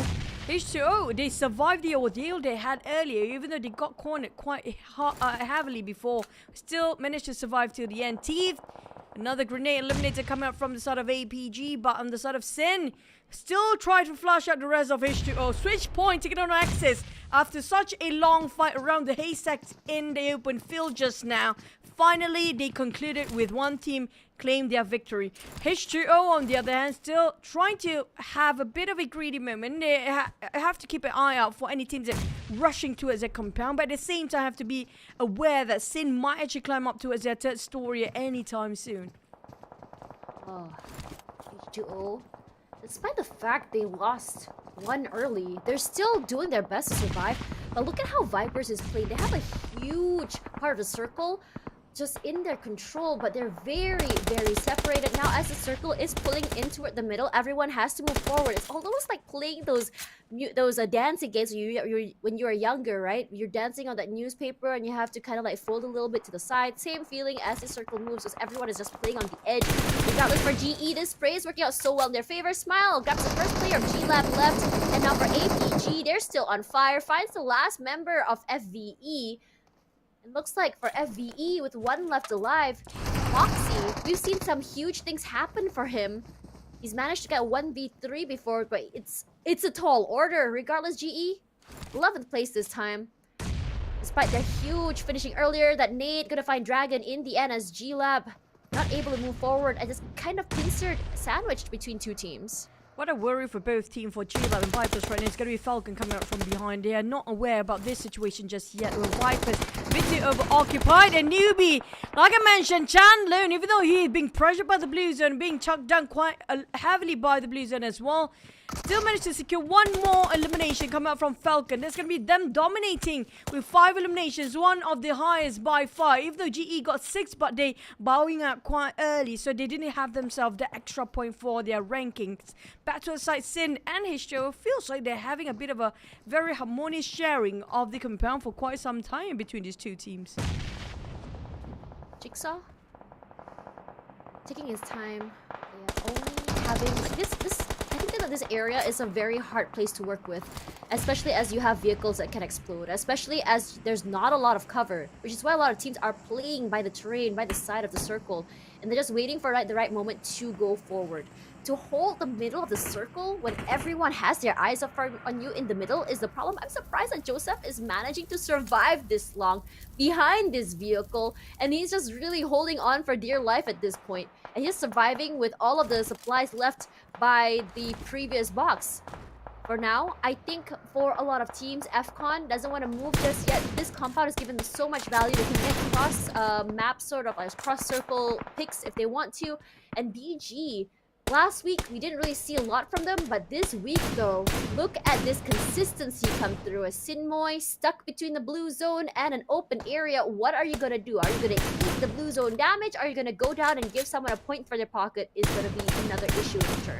Sinmoy goes down, and it's going to be a point for Amura. BG, I think he knows that Lanju is close by. He has his sights onto APG now. Holy Lanju will be killed off by H2O. Now, the strongest compound be held by the side of PG. They definitely got that one in the back here. All they need to do is just secure 360 degrees, nobody coming out from anywhere, anyway. And at the same time, it's an open field for those that are coming out very late into the circle because there's only a couple of haystacks for them to barricade himself. Switch point taking on Joseph for FOD. Viper still figure things out, how to close things. And coming out from BG, they got himself one house for each of the player, but they need to just bridge into it and flush them out. And Vipers are splitting into a 2-2 formation coming up from behind. They have to cut across because they're nowhere near touching the rim of the circle. At the same time, raid spotted out H2O, but still being shot from afar by the side of APG from the lower grounds. Not just that, is what's in between the fields here. Still can see them through. Now, H2O, they have the most problematic position right now if you compare with all the other teams out there. The situation, all of these long range fights is just doing so much or giving so much value for BG.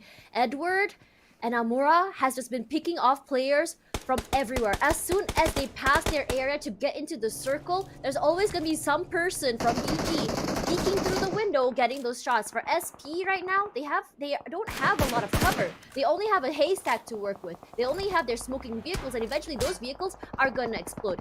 For TF as well as Power, they have to take their time. They have to play in that smoke, but everyone just spraying and praying inside there. It's almost hard to breathe for them. Amura does find Power in the end. Still one more player of APG left. I think there's no problem to get that reset, but the problem is keeping them alive, and staying alive as you get that revive is the problem. Oh, he's just next to each other. They didn't spot them out just now. It was so close. D2Y trying to finish off switch point entirely because they have been a nuisance form the longest time ever. D2Y playing around with the vehicle right now. Jigsaw spot him out. He's got one.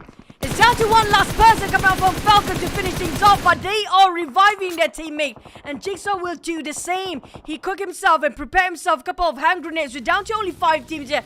2 teams playing in an open field while Birmingham School still not be shaken. Got themselves the most prize spot when it comes to this circle. And Jigsaw spotted out straight on his knees again. And Andrew trying to finish things off. Jigsaw cannot hold it in. That's going to be a win, a big one. Coming out from switch point, they are losing that one, but Falcon will live for another round. Oh, that was huge coming in, but it's gonna be APG, FCON, and BG. BG, very, very healthy. Could this be a comeback round for the Burmese Golds? They haven't moved at all from their compound. Their compound is giving them so much value for their win condition. It gives an elevated position. There's a care package right in front of them. It's also a compound, a house with 2 or 3 different buildings. Regardless for Amura, they're gonna get all of that. I would say those supplies is gonna give them so much value. They do spot out Andrew. AW has been huge. What a shot from across there. Long range pick gets him out of the way. Now all they have to do is finish their food. Another point in their pocket. Very, very easy done from their area. Now Taeyev just blown up to smithereens. APG in trouble. No more vehicle. All he has is that little haystack for cover. But the question now is, can APG be the kingmaker here? What he can do is let BG and FCON just kind of fight it and become the, I would say, backstabber. And immediately, as I said, that Edward goes down. Now Falcon down to 3 players. Same goes for Burmese goal. But at the same time, if the circle hot shift to the northern side where APG will be favored, he might actually have a shot to win themselves a chicken dinner here for APG. That one player can cost so much for the entire team of Falcon and also BG. They're trying to finish things off straight away, but T will be spotted out. D2Y will be spotted out by Edward first, and May giving so much pressure. D2Y, too many eyes onto him, but T, he managed to squeeze in the last minute. Nobody spot him out. Such a sneaky, mischievous guy, T. Even tried to get himself nearby towards the airdrop. Got himself a bit of a more cover here. Goblin spotted on May. Bleeding out. BG down to 3. Chan Lone trying to make big plays and open up space for Falcon side. But D2Y spotted out BG, but randomly sprayed. Didn't connect any of those dots yet. But Thief slowly coming up towards the flank of MH. Now this can be a risky call coming up from the side BG if they were to pick outside. But the circle, we can't even see who's being favored by the circle right now. As the shots come out here, BG doing so well, losing 1, but they are not stopping this aggression. This momentum is just so heavily in their favor. The circle is pushing out here. Now to get to the middle of the circle is going to be a different story. Goblin making it huge, finds 1. Immediately sprays out, not allowing them to get that reset. Goblin finds Edward, but Taeyev going to find Amura at the same time. There are sort of a gentlemanly agreement coming in from both sides, sort of pincering them. And APG, what on earth is happening? Final man left alive. Taeyev doing some big work here. If he's able to find this isolation, this might just be a different story, but this open area might not be in his favor. If he can get to the haystack, great. But for FCON, they cannot just pick him 1 by 1 and winner chicken dinner. That's how you do it for FCON. It's going to be a tough clutch if Thief managed to pull that one out. He got only 1 Molotov and no utilities other than that 1 Molotov to work with only. So still, nonetheless, I have to say Burmese Gold, they had it in their grasp, but they let it slip by their fingers at the last minute. They got the compound, but I have a feeling because the circle shifted away from them, making it so hard for them to actually stay where they're at. And Falcon Esports, they fought all the way through to get into that center of the circle. It was so valuable for them to actually stay where they're at. At the same time, they're not a bit too hasty when it comes to leaving the compound as well. They took their time to fight all the other teams around them, and they're not overpicking themselves, even though they lost a couple of members too early on towards the side of PG. But you know what? They did actually make it through. 1,000 over damage, 1,122 with 2 eliminations. This guy has been the entry fragger for the team. Andrew, he did so much work for the team, but he's giving away all the points towards his teammate instead. Or maybe being, you know, taken away or being just third party by the other teams instead. I think for Andrew, one of his major, I would say, pros as a pro player, sorry, play of words there, is that he's always able to put in that damage, and you always see him go down. He throws the nade beautifully, then gets a pick. He comes out with the swing and gets those sprays. He gets a pick on that. And in those situations, we hardly see him pick off those kills. Why? Because he gets taken down by a crossfire, by a trade. But his teammates are going to be around just to kind of make sure that they secure those kills, which is why I would say that he's the highest damage dealer. Now, coming back to the teams to watch here, BG had the man advantage. 4 players still very much alive. They had the area advantage at first as well, but as the circle pushed through, through. I don't know what happened here, but both FCON and APG had their sights onto BG. It's actually insane how they just kind of pincered them from both sides. And even though APG was just one man extra, it gave them so much advantage because at that point, BG was like, where am I supposed to look? Am I supposed to look at a team with 3 people, or am I supposed to worry about this guy that should be the kingmaker? Because at this point, maybe they thought, okay, APG is not going to be a problem because maybe they're not going to be coming out. Maybe they're going to keep quiet until the end of the match. We're going to deal with him later. But the fact that Ortia from APG was able to play proactively and aggressively, it costed BG that round. And if, say, TF actually went toward FCON, maybe the same thing would have happened. And at the end of the day, I think the common denominator, or the person that can change the route of the story, will have to be TF. I like I have to disagree with the fact that he's trying to play aggressive. He definitely wants to play for the position, if you ask me just now. It was really tough for him to actually get out from the corner in the first place. But the moment BG switches over the attention to a side of Falcon, it was such a blessing that Tiff can actually squeeze into the circle. It was a blessing for him as well as Falcon just giving full attention to a sort of BG. If not, MH could have taken him out because MH the only person coming up from Burmese goal who spot out Teeve in the first place. Now coming up from match ranking this time, 13 elimination points come out from Falcon themselves only with that sort of vintage point. They have been sitting there for quite some time, but there's so many teams trying to take over their prize spot just now. Same goes for BG, got themselves secured with 9 elimination points. The rest of the team access again without any point this time. And Enigma, I'm surprised how they didn't garner anything from this round as well.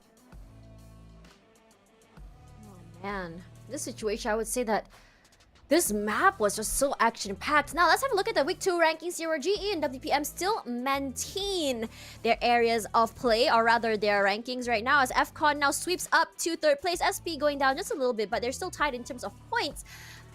With FCON, APG now up back onto 5th place. We were actually very concerned for them yesterday, but today looking very good for them, bringing them up all the way to the first page once again. FOD going down, Vipers going up, KE going down once more, and H2O climbing up the ladders after their pretty phenomenal, I would say, game just now.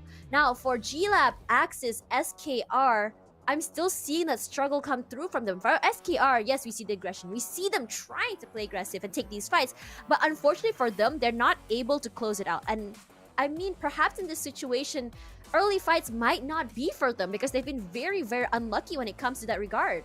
Yeah, I agree. And for the fact that I'm looking at SKR losing a lot of fights too early on, they got caught in the middle of their transition, or when they are the one who actually start initiating to a certain fight. They're the one who's pushing at first, and it didn't turn out how they want it supposed to be. And it's just something that shouldn't be happening when it comes to the second week here, because it was supposed to be the one that's supposed to be pushing.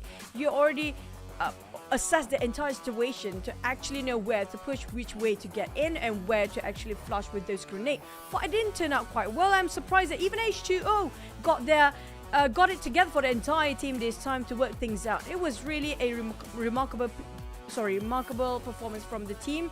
But we're gonna head into our break for a bit, and we have a few more matches to go, which are gonna be 3 more matches after this, heading towards our last wrangle of the day. So we're gonna be right back with you guys. It's gonna be me, Choo Choo, and Tash. See you guys after this 4 minutes break.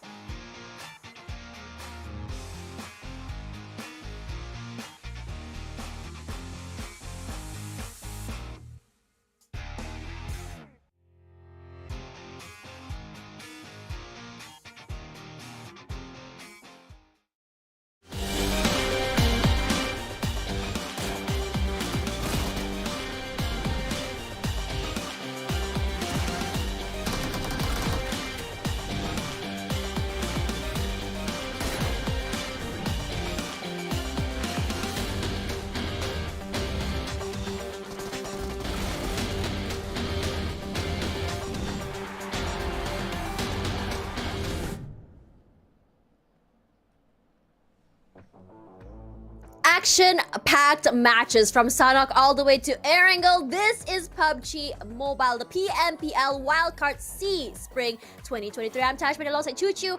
We've seen our first 2 maps done, and now we go to Erangel once more to see who will be the one to get the 3rd chicken dinner of the day. Yep, so far we see a lot of teams that's been quiet for the first week really take it over when it comes to second weekend. Some teams still trying to mark their territory, but so far there are teams that going downhill instead of uphill when it comes to the performance, including SKR. I'm a bit disappointed with how they perform when it comes today, and things just happen to be how they were against the transition. I have to say, when they are rotating, it didn't work quite right for them. We do have the Neon Assassin's Power, which already new Power 4 series available for you guys right now. Not just one set, it's gonna be the entire 4 sets for you to grab for your entire team to make up a new team. You can call yourself a Neon Assassin team if you want to. Yeah, and it looks really cool. I really like how it looks very like, it's not cyberpunk, the word is like, it is cyberpunk. It looks like you're in a, I mean, yeah, samurai but like, cyberpunk, you know. Yeah, like that. But for now, let's also talk about the Silver Guru set. That's something a little bit more old school, but yet, if you want to look hella dope, looking like a master, a guru per se, this is something you want to get here. I really like the particles. I love the beadings on it. There's so much detail on it. And I think like if you want to go style on people, this is the best way to go. And it is available right now. You know, for all of these skins, it's only out for a limited amount of time. It's a group. Is it what? Wait, what? It's a dope grandpa. There you go. And also dope grandpa. Wow. The new Royal Pass available for you guys right now. Not just our sets earlier. We do have more for you guys for our 20th new Royal Pass available, which is going to be even the chopper. You saw with the flight just now how the 2 choppers actually play a part. If you want to feel like VIP, make sure you finish it off straight away with your parachute till the end of it. We do have the back. I think you love it for the back. And also we do have the Monkey King sort of a suit here for the mask. They have a bunny uniform! Yeah, it's me! Back. It's back. I'm a bunny! Yeah, I'm happy. I'm very happy. I'm gonna get the actually the Battle Royale Pass now. But speaking of passes as well of sets here, PUBG Mobile X Bruce Lee! Who does not know the OG? Actually, you know what, Chuchu, I'm sorry. I think some of the newer players, the younger players might not know him. And them bringing back Bruce Lee is just showing everyone like this is the guy, the legend that you should be knowing and following. And also we do have the Terrafang Car 98K, where this is going to be a very limited time and very limited amount of it will be on sale as well. You do know that this is going to be one of the most rare cosmetics when it comes to Car 98K, and this is one of the time you should get it. I think a lot of players, including myself, love to play sniper. And also don't forget, for any updates, just follow us on any social media, including our Facebook page, which is going to be PUBG Mobile Esports of all over the world. We do have PUBG Mobile MY, PUBG Mobile Philippines if you're from the Philippines itself, and we do have Cambodia, and we do have Myanmar. Don't forget to follow our TikToks, and I'm sure you guys are watching this on our YouTube as well for our PUBG Mobile Esports and PUBG Mobile Malaysia and PUBG Mobile Philippines. For TikTok, don't forget to flex away all your new cosmetics if you happen to have them already. Now, moving into match 3, Erangel, A, B, C, and E. What's the missing letters, Shu? D. I actually literally forgot. I was like, Enigma, GE, Falcon, and H2O will not be playing now. This is where we drop our I think predictions that's a good again. thing. I mean, like, This it's is a not good so thing. great for Enigma. I'm not saying it's a good thing. I'm just saying it's a good thing for a lot of the teams, right? Because those are teams that have been performing. So they're like, whoa, okay, I have to worry too much about these teams going aggressive. I can't take my time. Actually, no, you can't. I mean, bad news for Enigma, though, because they didn't gain any point at all when it comes to the previous map and the previous match. So Choo. I mean, we don't talk about it. I'm just kidding. Let's talk about it. We have to talk about it. Yeah. And H2O as well. The moment they got themselves that momentum, they were playing quite a sublime performance if you compare with the last week performance as well. And Falcon, they just won themselves the chicken dinner, so they have to put their momentum on a hold because of this transition of the group. So when it comes to our prediction, I have to say this time I'm gonna go with Vipers, West Point, Mumbai, and Ozja. For Taj, it's gonna be YG again. I feel bad for YG, but hey, YG, keep it going, okay? Stay strong. I'm I'm sorry. I think there's gonna be Game Lab I think no, it's gonna be FVE. It's a bit of a problem with the it's FVE. 5 of sorry guys. Yeah, 5 of danger. Yeah, sorry. I messed up. Flash Vision, Esports, and GE. It's okay. It happens. But let's talk a little bit about that. For FVE, they've had a pretty good run. Not the best today, but I'm basing all of my predictions based on yesterday's performance. And they do have, I would say, the potential. And, you know, it's really hard to really predict every single round because, as you talked about before, there's a lot of factors that determine the win conditions of each team. Regardless, there are things that are consistent, and I would say that consistency that actually can help you win games, or at least get you those points as we go into every round, is the survivability, good firepower, good teamwork, and good rotation. So if you have these 4 win conditions, I wouldn't promise you that you're gonna win, but the fact that you're gonna go out of the game with at least 5 points and above is already very huge, because it actually kind of snowballs you in a situation where, you know, some teams, they get like maybe 30 points in one round, then the next round they go 0. That's not consistent, and it's not good at making sure you're gonna stay up at the first place for a long period of time. Yeah, that's kind of true. It's down to when it comes to, I think it's best to know when to avoid the unnecessary fight. But here it comes again for prediction, but GE will not be playing. I just Tash doing Tash things, okay? Sometimes she just have a bit of a fangirl moment sometimes. I fangirl for a lot of people, okay? I'm sorry. You just fangirl everybody. You just... Yes. You're not exclusive. I'm a fan of you, Choo Choo. Hey. Let's hop into a wrangle soon, because you know what? I don't feel special because she's just fangirling towards everyone else. Nah, It feels like you're we're not the special only anymore. other girl caster here for PMPL SEA Wildcard, so I support my girlies. Are you sure I'm The a rest girl? are not girlies. Hey yo, let's talk about this off stream, yeah? Okay, we're gonna head over with a group none other than A, B, C, and E for our last wrangle right now. So we do know for a fact that Group A will be playing, and for next one they will not be playing in Myanmar anymore. So I expect Group A will go all out aggressive. That's going to be including FOD, FBE, APG, and SP as well, if they want to push up points before they head into the last Myanmar of the day. So let's not waste any more time. We'll hop over to our second wrangle of the day.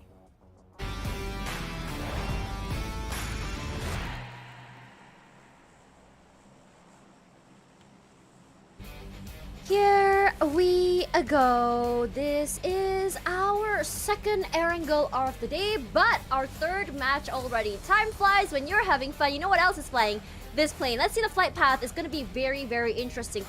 And in this situation, it's going more toward the west side of the map here. Those going toward the Pavkal Prison, Milta Power, Kameshki are going to go have a bit of a walk, especially toward, I think Sosnovka Military Base isn't going to have too much trouble getting there at all. But in this situation, some teams are going to have to drop in someone else's drop spot. They're going to have to go and compete for those vehicles is number one. And number two, I love it when teams actually fight for vehicles, because then we see one player get in the car, the other one left outside, and the other one maybe ran over or just shotgun in the face. Either way is great for me. We all love a good story. We all love some violence, especially in PUBG Mobile. But you talked about, yeah, I agree with the fact that some teams will have to force to drop themselves in unfamiliar places. In this case, where Milta, Prison, and Lipovka will be a bit too far from their reach here, including Novorepnoye for the teams. But they are something, it depends on the circle really. If the circle right on top of a flight path, it's worth clashing with all the other teams. But if it's not, if it's really on the right side all day long, including what we witnessed just now, it's a very similar circle to the previous map. Now this might be more centralizing towards Rosok if that happens to be, because just now we ended up in between Rosok and Yasnaya Poliana, but this time we might be right in the center of Rosok. But we already have visitors here. FOD might be visited by the side of TX. Sonic and Zen got themselves in the high ground first, but they're quite segregated with the rest of the team. I'm not sure where are the other two members of TX, but this is not they have planned. Definitely not they want to be to fight against the entire team of FOD right beneath them. I mean, they can take this fight if they want to. They can be very...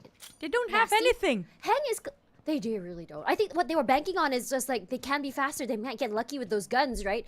Because sometimes you don't need the best guns. All you need is just a good enough gun to make a bad situation into a good one. regardless, they're really, really separated, just yet you said, and I would have preferred them to actually just drop together at this point, because sometimes playing together, even though you don't have the earliest of loots, might just be the best situation, but at the same time, that high risk, high reward play, it's so good, right? When you go in, you're able to get that one good gun, and immediately you just rush out and get that kill, maybe get two at the same time. It puts you in this snowball advantage. But at the same time, it doesn't feel like high risk, high reward situation. It feels more like high risk, low reward due to how early these skirmishes might actually ended up for the team. It's still in the first circle, Tash. It's not 2v4. worth fighting for first circle. And look at how they have nothing. Aaron don't even have an helmet. In case he got headshot, it'll be straight in the grave, not even on the ground knockdown. He has a helmet, Funny a land level one. 1 helmet. Yeah, that's lucky enough. This is a tiny helmet, but did you see yesterday someone got panned to death? I'm not surprised by that. These guys love to do it. Oh, I love it. I love it so much. We already heard the first shots come through here. Here we go. Sonic just cooking that nade out here. Hang playing a very dangerous game in that corner on the outside here. Shotgun to the face. Nasty way to go. And just proves Choo-Choo's point. Yep, it's not worth investing too much. But Aaron got himself quite a number of loot to work with. But at the same time, with a DP28 this far off, with that barrel recoil, it's pretty hard for him to control the barrel from that far. But Nang, on the other hand, still vigilantly trying to find actually all the rest of the TX players. Sonics, look at him just preparing the nade to toss over towards the side, whoever opens the door. Waiting for the right time. Opening the door to love. I don't know if that's a real song. Is it a real song? I don't think so. I don't think so. It doesn't work like that. Oh, Sonic. They're coming up for him. When you hear those footsteps, so many of them, and you're just holding the corner, your heart beats. That's gonna be a question here. Whether or not can he get a pick, it's not gonna happen. Dude, John with that shotgun is so nasty. It's so nasty that I love it. I need 10 showers. Yeah, he didn't waste any more time. Like, I'm surprised how he didn't see things through first for the side of Sonic just now. He got the long range or mid range gun to work with, but he's waiting for the shotgun to pick over. Aaron, on the other hand, you know what? Friend or no friend, I don't care. I need to survive, man. That's it. Aaron's like, I'm done with this. But hang, look at the whole cavalry of FOD still trying to find him. Every man for himself. That's the beauty of PUBG. That's it. That's about PUBG. That's it. I don't know. When my teammates die, when I play this game and someone gets left behind, I'm just like, sorry, dude. You brought this on yourself, you know? Yep. Gotta win somehow. Gotta get that chicken dinner, whether gotta I carry sacrifice this. you or Gonna not. break my back, yeah. Yes.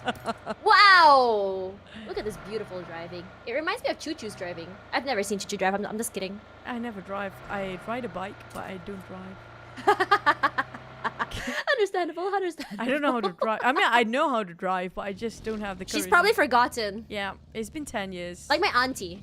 It's been, what, 10 years? You know what? When you have a husband and you have somebody drive you around, yeah, it's the best, you know? Why should, I'm just saying, if one day... I don't know, why should I drive? Exactly. It's gonna be the same thing when I get married one day, you know? Hopefully, yes. Good luck. Future husband, if you're out there, you're gonna be driving me around, I'm just saying. But for the side of Hang, he's not getting married anytime soon. He's quite lonely. He's all alone. Yep. He's all alone. Can I sing? Please, teacher, can I sing? Go ahead. Do your thing. All by myself. Aaron is right now. All by myself. Did they know he's there? No, I don't think so. Anymore. Okay. DBS. I don't think that's gonna work. But hang, it's like two different angles entirely for TX. This is what happened to SKR in the previous game, but this always has been happening for TX. They never had a great start, and if they had a really good jump start, usually it will drag till the end. They might actually have a shot at winning a game, but Moxie will be visiting to a side of Aaron, have first contact with that DBS, giving away his position. Moxie got scared and just spilled that one out, called the rest of a teammate. Moxie was like, nah, man. Wait, were they right beside? Yeah, they were. Aaron running for his life. He takes some damage. Runs around with the U-turn. Can he get a spray? That's not gonna be happening right now. Not today, Zerg, as Moxie takes him out. Not a good run for TX, man.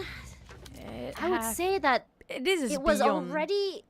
Yeah, just the fact that they were not dropping together, they didn't have a gameplay in mind. They couldn't get their usual drop spot, and they're just kind of scattered and thought like, okay, let's just kind of figure it out as we go. They did drop together, but because of the early skirmishes with, I think it was Falcon possibly, or I know it was FOD early on, so they got separated for that reason. They tried to find themselves loot, but it just didn't happen, and they were separated just to find themselves a couple of gears to work with.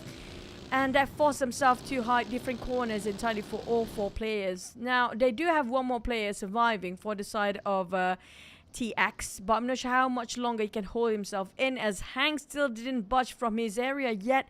Got himself a UMP, but lucky enough, Vic actually will attract all the attention coming up from FVE towards his side instead of trying to scout or hunt down for him. Go up. Have a bit of a bumpy car moment against that VE player. And feels like he's going back near the big Ute, and Moxie go up with Scar L. Shot down on Moxie. Clipped quite a bit halfway through, but not going to be enough to explode that buggy just yet. Hang is still alive. I don't know how he managed to survive this long, but I guess sometimes if you stay as quiet as a mouse and as still as I don't know what animal, as a sloth, I suppose, I guess you don't die. But for Moxie, he's still very much alone here. I think that he does suspect us one more person, but let's talk a little bit about APG here. Team that's doing pretty good today, but look at how low they are, and look at how far inside the blue zone they are. They barely have enough resources. They can go for the resets or for the heals, but at the same time, the longer they are in the blues, it's gonna be different. Nope, they made it inside the circle, but the fact that they stopped out there in the open is kind of scaring me, not gonna lie. Well, if it's already scare you, imagine how the players will feel right now. Being them, it's more We gotta scary. do it, guys. Yeah, especially when I it. think it was TX player Jen just now heard so many footsteps coming over towards his side early on. That was really scary. I would cry. I mean, I have a lot of feelings and I let it out, you know, but it's okay. But anyways, talking about SKR, we talked about SKR a lot today, and I think that you did mention some valid points about them. The fact that they like to play aggressive, but they don't really have a game plan on how they run into a building. And I was kind of thinking about it. I was looking at the game earlier as we were on break, how exactly they take a compound or how exactly you want to take a place. And if you remember a lot of the Pro League players, how they actually do a take is where they would have one person coming in from the other side, or scouting rather, just to give or relay that information. And then the other 3 just go aggressive and run into the building with the information and the idea where all the players are gonna be.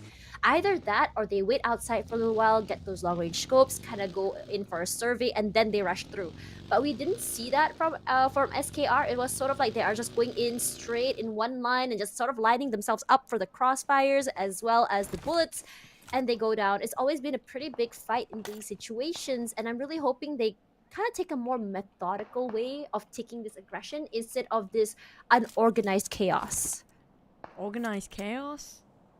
I love that word. It's organized like chaos. so it's evil. me as a person. I'm organized chaos. Well, no, I think I'm unorganized chaos. I think I'm a very messy human being. But anyways, it's fine. I think you're organized chaos though. Oh, wow. And I see your notes, right? I see your notes and how you cast. I'm telling you guys, it's all over the table, all over the desk, and I'm just like, holy, holy.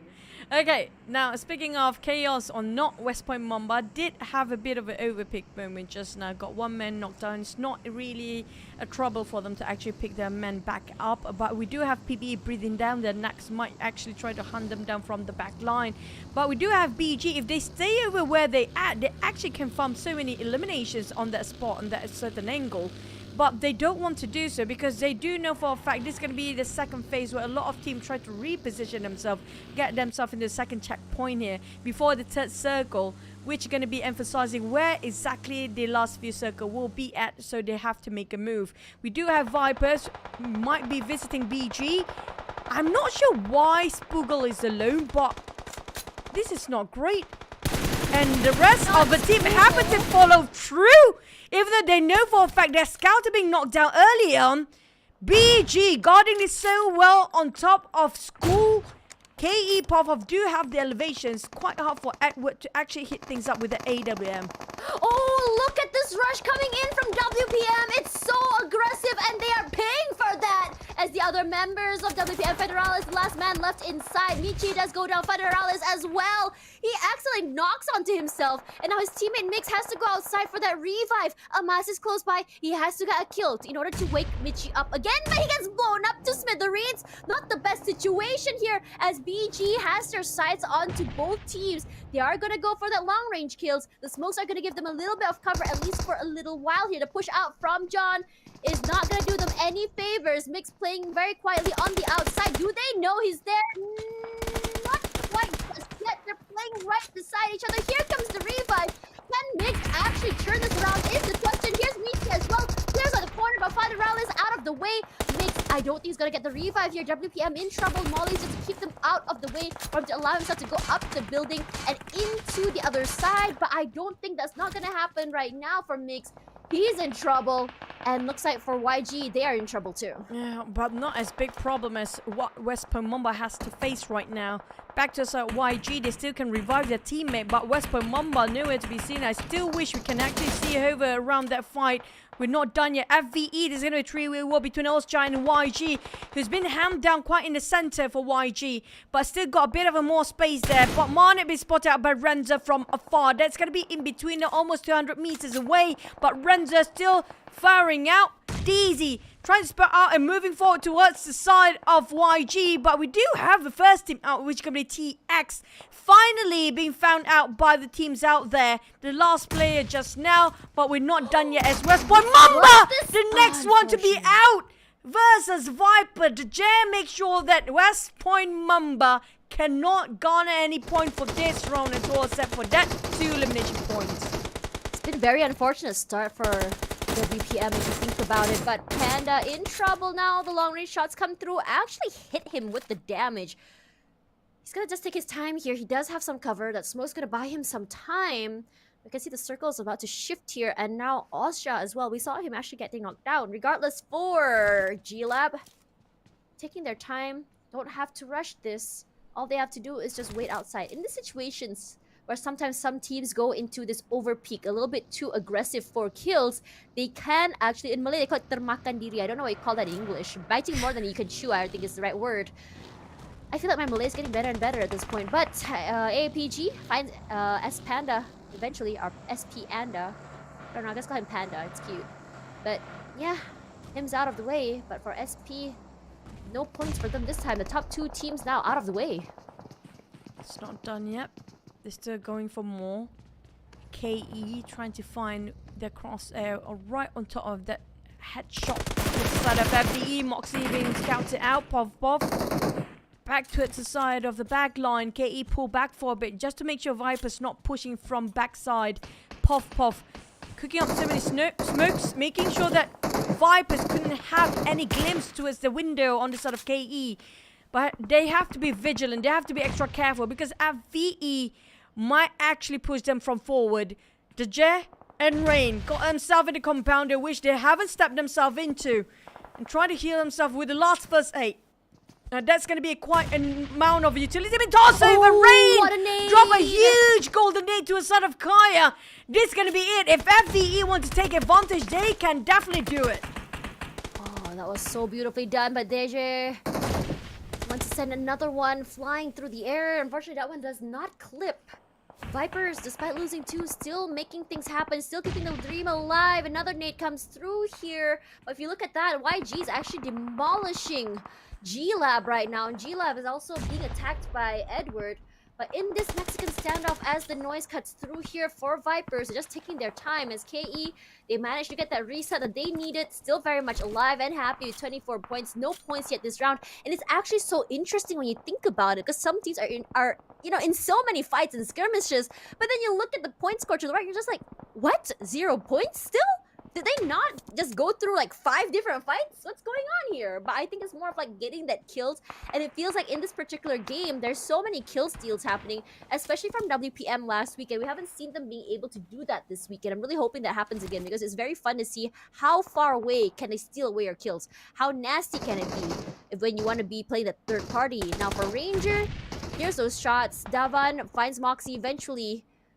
Goes down, and I think for FVE, not gonna be a problem for them. For now, but look at how Vipers versus KE, if they want to move forward, this is the right time. FVE gonna go for it, gonna be the third party. And they're still waiting. They should have waited. Oh, the fight has been finished. Vipers being eliminated just now. KE is resetting. FVE is still sitting where they at. They should have moved. They saw clearly what happened just now right in front of their eyes. But the circle shifted again. It's going to be right in the center as well. FVE is still touching at the rim of circle. YG right across them. FVE a bit too careful because they know for a fact there's one more team behind them somewhere. But KE, this is definitely a window of opportunity for them to reset and reassess the situation themselves and regroup and have it another go. But Ozja moving straight into YG's compound. They're chasing the tails of YG for the longest time. You're coming from Ozja. Ozja playing in this little terrain. I like this area that you're using, but remember what happened to Enigma in the last round? I hope they don't repeat that mistake. Regardless, there is another team close by here. They have to be careful not to get pincered, not to get sandwiched, and they are going to be eventually pushing through. That's actually the compound where KE was actually having that fight earlier. YG holding on behind that mound there as Isaac getting that reset through, perfectly done, and that mound is actually enough to give them that cover.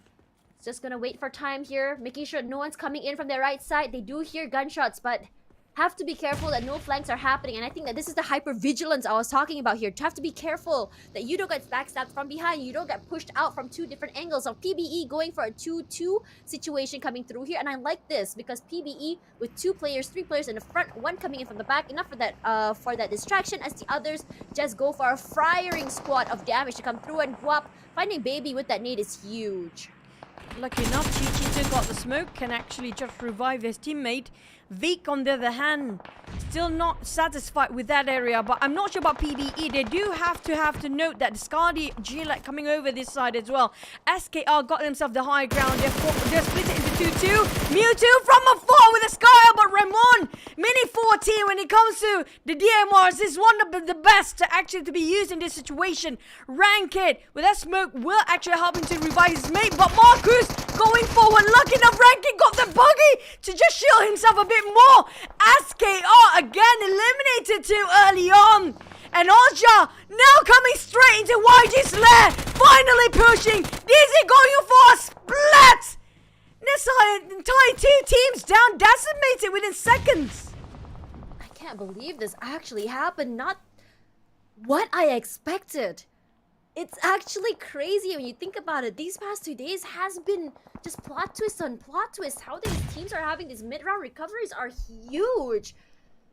Adaptation has always been something that I look forward to from each team, but it's always been something I think that it happens after a skirmish, after a fight, or even after a map in general. But in mid-fight for that to change is crazy. And Skynet and Astro, that vehicle knocks one out of the way, and Astro takes a heap of damage. They're two in the front lines here, just to give a team a little bit more breathing room, just to give a little bit more cover.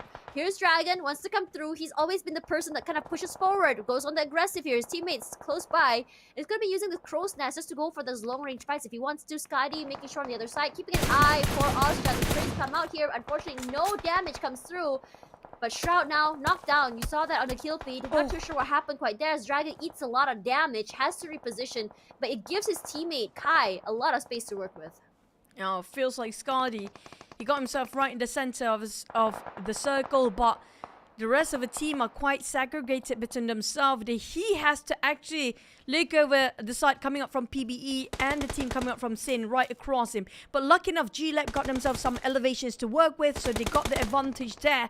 But G-Lab, they can butting into APG versus BG. They can put their nose into this business as well. As APG keep coming up from the flank side towards the wall, but the wall cannot climb through just yet. Shroud having a bit of a problem. Just shoot through these walls. He might actually try to build this one now, but Kid got caught from behind. Kai with a DP28, shot them from the back. This is gonna hurt the side of APG, quite painful at their receiving end. They cannot hold on much longer. They kind of ham down between here. Edward forcing with a Molotov to actually push down on Shroud, but Shroud still managed to secure one more. Edward! Oh, he got the upper hand just now, but BG is still alive. Same goes for a side of APG. Just holding on for dear life right now, but look at Astra playing in this little crater. Astra, we know Astro can take out space. He wants to go forward. He needs to go for that opening, but Skynin is the one to go down first. Astro as well. DZ, the last person left alive here, but his spray's coming through. DZ does get one. It's huge. He cooks up that nade. Hopefully gets another one. Can work out in his favor. They need that reset. His teammates are very much alive. I think that nade is way out of the way. He's not going to be hitting any of the members of FVE. Aries, very low, taking his time, but here comes PBE. They want to go for the kill steals. DZ gets in the way of those bullets, buys some time at least. A little bit of smoke just to give them so much space to the forward here, but Flash Vision Esports now eliminating with 5 kills. Huge from Moxie. And now Asja taking 8th place with only 3 eliminations in the pocket, and FVE just having to reset and pick up the pieces. And this is good enough for FVE. There's no contenders nearby except for those coming up from the right side for them. It's going to be KE, which already got themselves full attention towards the side of the compound. G-Lab, on the other hand, still holding the reign over this high ground. They got themselves quite comfortable here, but they have to climb down their high horses if the circle shift again.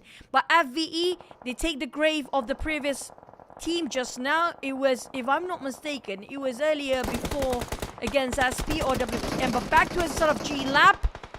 They're taking the fight against Sin. Now, they'll be third partying all day long here for the sort of G-Lab if they want to. PBE still quite far from the rest of the other team, but they spot out FBE. They want to take the challenge towards the side of FBE, but do they have the vehicles? Do they have the live vehicles actually to work with? PBE cool going for the flank side just to scout things out where Scardy is. He exchanged looks with those Scardy coming up from G-Lab, keeping Sin from moving forward. Deny their entry entirely. Kai is doing so much work for the rest of the team here, and Sin kind of stuck in a corner. So low right now. His teammates there just to give some breathing space to him. Allow him some space. But in this stage here, every moment counts. Every moment is crucial. But these terrains are very, very hard to work with. Now, with G-Lab holding this angle in this area, it's huge. Because it gives us so much movement, so much places to work with. As well, the terrain can give them a lot of cover. If they're getting shot at from different angles, all they have to do is move a little bit back. But Kaya, huge, finding Shroud out of the way. Eliminated already at 6th place with 3 eliminations, and we're down to our top 5. Still waiting for time as KE now eliminating with 5.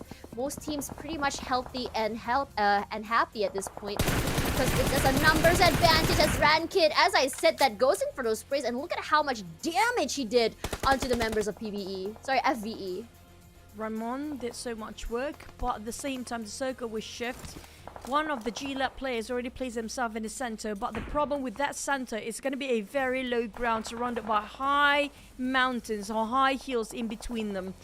He'll be cornered so hard. That's what happened to Scardy. He's bleeding out right now. KE and Sin have their eye to the side of Scardy. Cool scouted out on the other side. Rankin being shot down. Retaliation coming out from FVE side. They definitely counter fire to the side of Rankin, who open fire so much. Pop Foss spotted out. Roll straight away. Finish him off. FVE didn't see this one coming. FVR's next one to be out. The entire team obliterated by the hands of KE and the rest of the teams that actually have their eyes onto them. Now KE, who's the next target? They got themselves 8 eliminations already secured.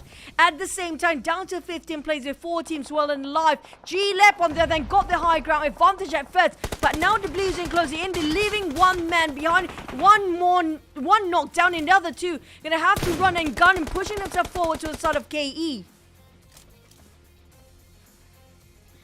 No one has the middle ground quite yet, except for G-Labs.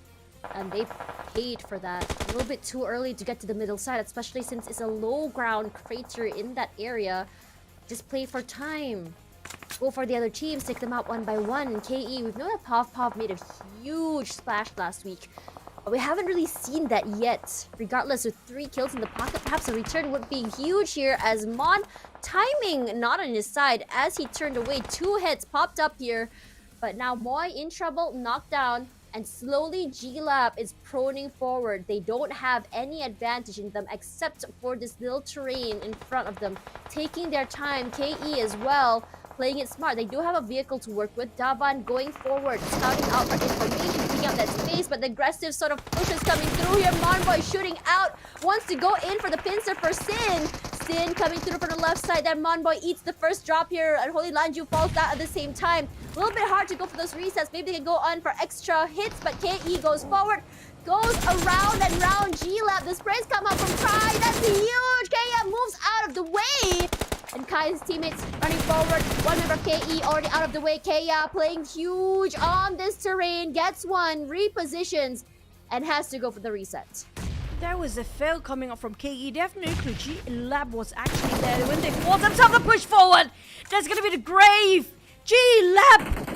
Dragon finish off the one, and Moi just finish off the rest of what's left of KE. Didn't see this one through. They thought nobody was there when they crossed over G-Lab, and Kai will want to revive Dragon, the only person to actually have a duo to work with. But do they have enough space for that? Because the Blues are shrinking even further. Kaya finished off Dragon just now, leaving only G-Lab. Last player remaining. Monboy got back to his feet just now after being revived, and now pushing towards the side of Sin. It's going to be an uphill battle for the side of PBE, but Ryman got the flank side. This is going to be the holy grail for PBE. He's going to be the savior as well, giving so much space for the rest of PBE to move forward. Holy Lanju still camouflaging himself in the smoke, but Guap will need to help himself to revive there because none of them can actually help him. G-Lab being finished off with a slap of Vic.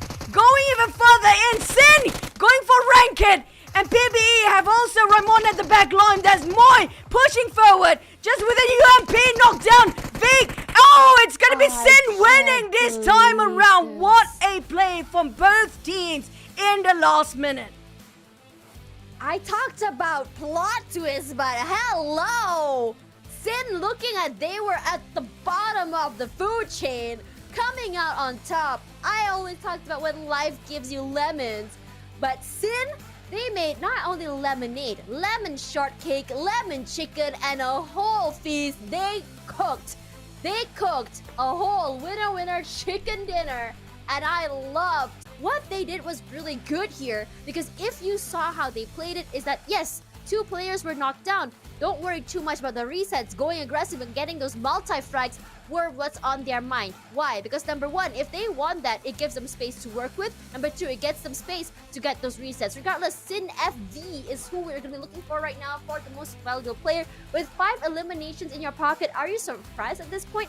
Not the highest team contribution, but the fact that he's able to assist when time really needs it is what we're talking about here. If you notice how Sin has been playing here, using the terrain, his run and guns has been phenomenal. Just to really clinch up those what's that word? Loose ends that his team has provided for him to work with. Well, I have to say, KE, that was really a close one. They almost got it as well in the back, but they just miscalculated about where G-Lab positions are. And that was a big fail for them. The moment they pushed in the last minute and being taken down by Dragon, it's just really a very painful scene to watch at that point. And it was YG earlier, I think, finished off by the side of FVE. And also, there's so many teams actually trying to contest over this great area just now that cost so many teams, including Ozjai and FVE. Now, leaving only 1 or 2 teams in the end, it was PBE winning over that one as well. And KE Kaya, he was being forced to actually move forward. The Holy Lanju was being knocked down at first. They were in a loss for Sin. But Moi, what a clutch from this guy in the last minute, making it so much of a big win with that chicken in plus 13 elimination. I have to give a lot of respect for Sin. One of the many reasons they got themselves in a tough spot in the first place. They were not in a very comfortable component like how G-Lab actually does in before that. So they were really pincering through that circle, that blue zone, pushing all the way through to make sure they survive till the end. PBE, they come out from the back line. They were so vigilant when it comes to catching up to the side of YG and Ozja at first. But Avi, I'm loving the fact how they just push up a different level of play this time. They are rising up to the occasion. Speaking of rising up to the occasion, Sin now taking up WPM spot and APG coming up as well. And I really like the fact that for APG, they didn't have to do some crazy aggressive plays. They've been more patient, more waiting for everyone to cross their situations. And even when they are 1 man down, 2 men down, they still make it up at least on the top 5. Very consistent team. FCon going down here, PBE rising to top 7, 8, 9, and 10 all knocked down to the bottom. YG nearly out of the first page once again here. But look at the score disparity now. It's not as huge as it was on day 1. Now as we move into day 2, a huge leap for KE, but FVE as well coming up on top, as well as G-Lab. Now Enigma, SKR, H2O still going down here. And honestly, I'm quite surprised seeing where Enigma, H2O, and SKR are, given the fact that they were some of the top performers for week 1. Especially SKR and Enigma, yes, I agree. Because H2O has not been that well when it comes to first yes, I didn't mean to say that. You're right. But Enigma, they're nowhere to be seen this time. I'm surprised how they're very quiet, aren't they? I don't think it's quiet. It's just, I mean, like, they weren't playing in the last map, right? That's one but thing. not like as aggressive. Yeah. Yes, that's the right word. It felt like last week they were in their peak aggression. We were seeing this head-to-head between GE and Enigma. And I think this reshuffle is not doing them any favors because they're not able to figure out the other teams. They're not able to really figure out how each team is playing. Perhaps there are some of those teams that do take a while to warm up. They do need some time to figure out how exactly to be dealing with some of the teams that have been giving them grief. But at this point, if they do not match the momentum, the aggression from the other teams, it's gonna be a problem for them because you can't perform on 1 week and go down on the next week, because we also have those bonuses at the end of the week as well, which can kind of snowball you ahead of the rest of the other teams. And not just that, the one that really kind of surprised me was actually SKR, because before that, you just don't forget to follow us, okay? You guys know the drill, and just follow us anyway. But speaking of SKR, these are one of the teams, this team actually one of those teams that perform as high up there as West Point Mumba, as if I'm not mistaken, including who else? KE and GE, that coming out in the last minute when it comes to having their performance up to the standard that way further than they had in the first few days. But right now, SKR is down there. Look at the gap in between, Tash. We're talking about not like 10 points. It's like more than 50 points of difference from the first page. It's just dropping so dramatically when it comes to SKR performance. I'm a bit disappointed in this. I'm just worried, honestly, that 50 points is just maybe what, 3-4 maps at the end of the day. But I talked about like that bonus kind of like snowballing you forward. At this point, FOD, Austria, WPM, and SKR are the top performers of Myanmar. As we go into the last 2 maps, this is where all eyes are on SKR, especially for Chuchu. I think that given the fact that this team's history I feel like you are very, very acquainted with them. And how they play. And I think that with this map in particular for Myanmar, what are you expecting from SKR? What do you want to see here?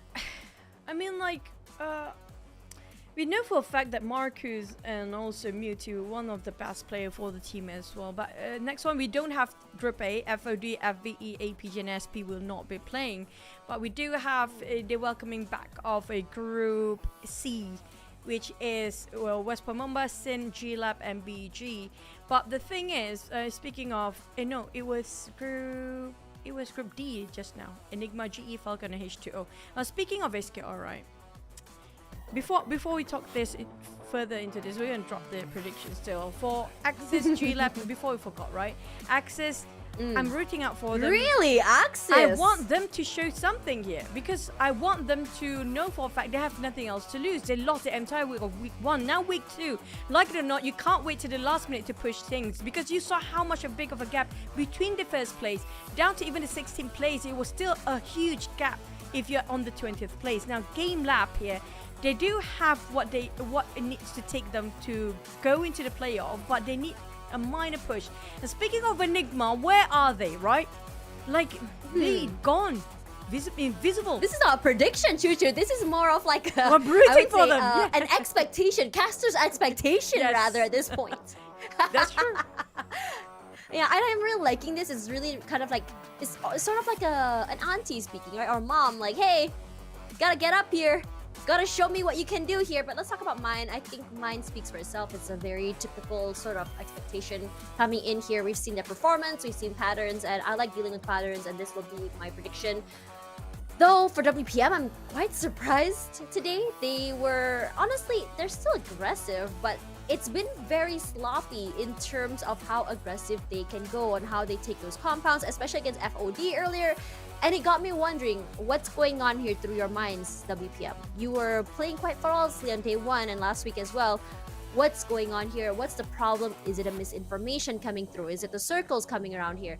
YG as well, we know what's going on. Austria, they're all right, but I would really like to see them get chicken dinner. For us, just now we saw how PBE was really committed to its chasing their tails, and Austria was chasing the tails of YG. So it feels like a fish eat fish world for these teams, right? But at the same time, we're talking about the teams that surprisingly not performing as well as we hope them to be when it comes to this particular map. So when it comes to Myanmar, I do hope they get more aggressive. They have more space to play, but it's always about the terrain. That's one thing. Another thing, that's not much covers for them, so they have to find themselves a vehicle. But because of, I think one of the main reasons for the last map, because of the flight path itself, we do know it more skewed towards the west side.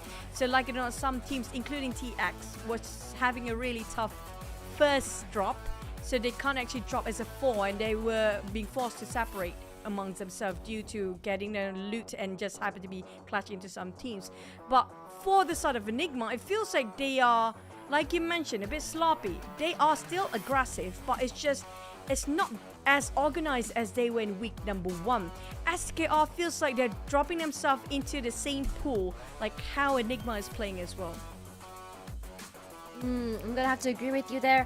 Enigma not as aggressive, I feel. Maybe they are aggressive, but the thing is, like, we're not seeing, I think, like, being quiet is not the right choice of words. I have to agree with you yet there. It's just that they're not able to make things happen. And I think that this season, how the ranking systems are, how the point systems are, there has to be a faster pace for you to play. There has to be a priority. And I understand that aggression might not be the usual way of your team's type of play, but at the same time you gotta adapt to the changes and also the meta here.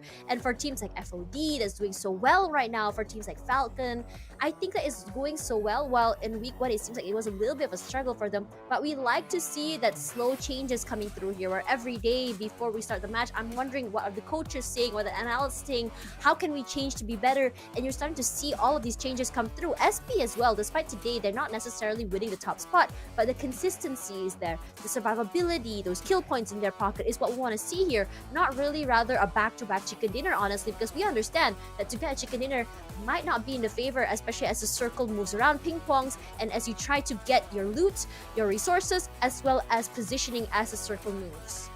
For me, I'm back towards the fundamentals of the game itself, right? When you have a bit of a reshuffle, it's always a problem for you to put up a statement about what your rotation will be. Like when it comes to the first week, it's always like after 3 days we see sort of a consistency for these teams after they kind of get familiar with all the other teams' rotations, so they won't bump into each other too early on. In this case, they're still trying to mark their territories for some groups, especially the groups that happen to be sharing the center of a map itself. If you happen to choose a different route entirely or a different direction like how you used to be, you will clash with the other teams. And the fact they're being forced into a different group entirely than you were in the first week back then, you might actually clash into the rotations. That's the thing for the teams. They have to reroute themselves when it comes to rotations. That's another problem to deal with. And not just that, they always lose their like how we saw early before. I think it was KE just now being shot, or the other team, who the scouter actually being shot down at first, but the rest of the Cowboys still trying to pursue the scouter who already been shot down earlier. They should have made a big U-turn instead of follow through. The entire line got just bombarded by the other teams. The fact that somebody already shot down your scouter, it means there's so many teams right in front, right? But they still kind of, I don't know what they have in their minds right now. Like they might be greed, honestly. Either greed or that idea that we're not going to be able to kind of pick up the pace when it comes to the points here. So what can you do to pick up the slack? And I feel like for these teams, they're not able to kind of like find that momentum. Like, is this fight worth taking? What can I do here in this situation? Because when it comes to this sort of plays, when it comes to aggressive, like we always talk about aggression, but we never talk about like is it the right kind of aggression?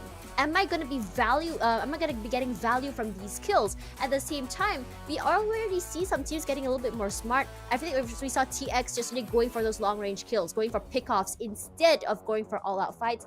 That's also one way of getting kills at the same time. It's not necessarily an all-out fight you need or a full committed fight, but rather we get one, we lobby him, we get out of here.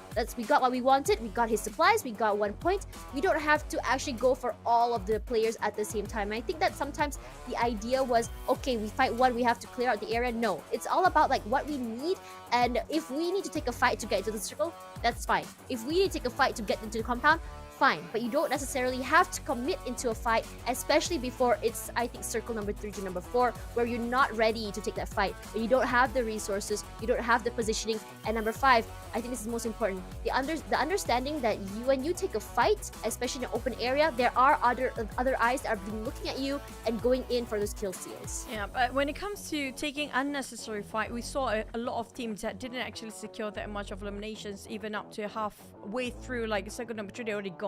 That's what happened to these guys when they fought when it was like a first circle and second circle still. But there's so many teams that I noticed that the mistakes done where they were trying to drop themselves in the first place, the first drop spot, right? The initial drop spot, where they happen to be clashing with another teams or being separated quite early on. There will be some teams when it comes to Myanmar, because it's such a huge map where it's almost 90% of land as well. So there might be some teams that try to play out like a 1-1-1-1 formation, we call it, where they drop 4 different angles for all their teammates. Yeah, that's kind of hard at this point, because one of the many reasons you are not familiar with the drop spots and the rotations of all the other teams is a bit risky to play. So that's why some of the teams, or most of the team, are still sticking as a 4. But the problem with this guy is like, adapting is one thing, but the thing is, how can you adapt when the teams keep on changing?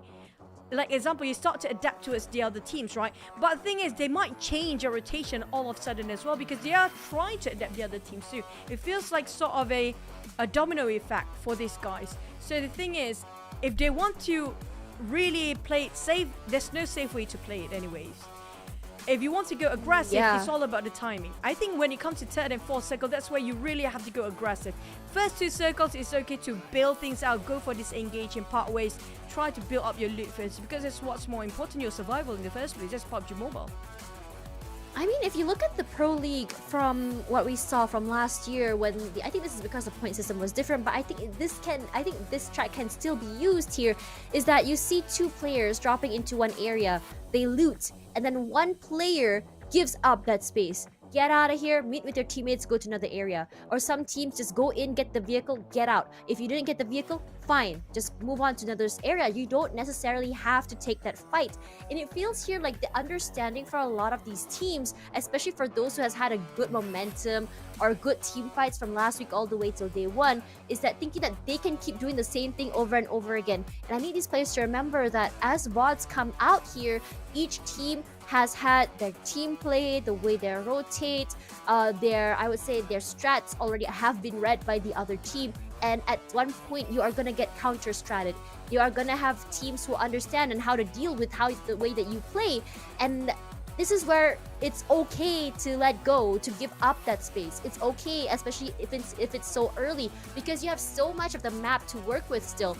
And at that point, when you don't feed so many points to those teams, it's not going to allow them to go up at the same time. Because don't think of the idea that, oh, if I don't get this kill, someone else will. I'm not going to get the points. You have to think of it as a player that is as skilled as you, that can trade you at the same time. So thinking of it as trying to build yourself first before you go into those committed fights. Yes, you can go in for those kill steals, you can go in for a pick-off, but I think early is not the best time for a team fight, in my opinion.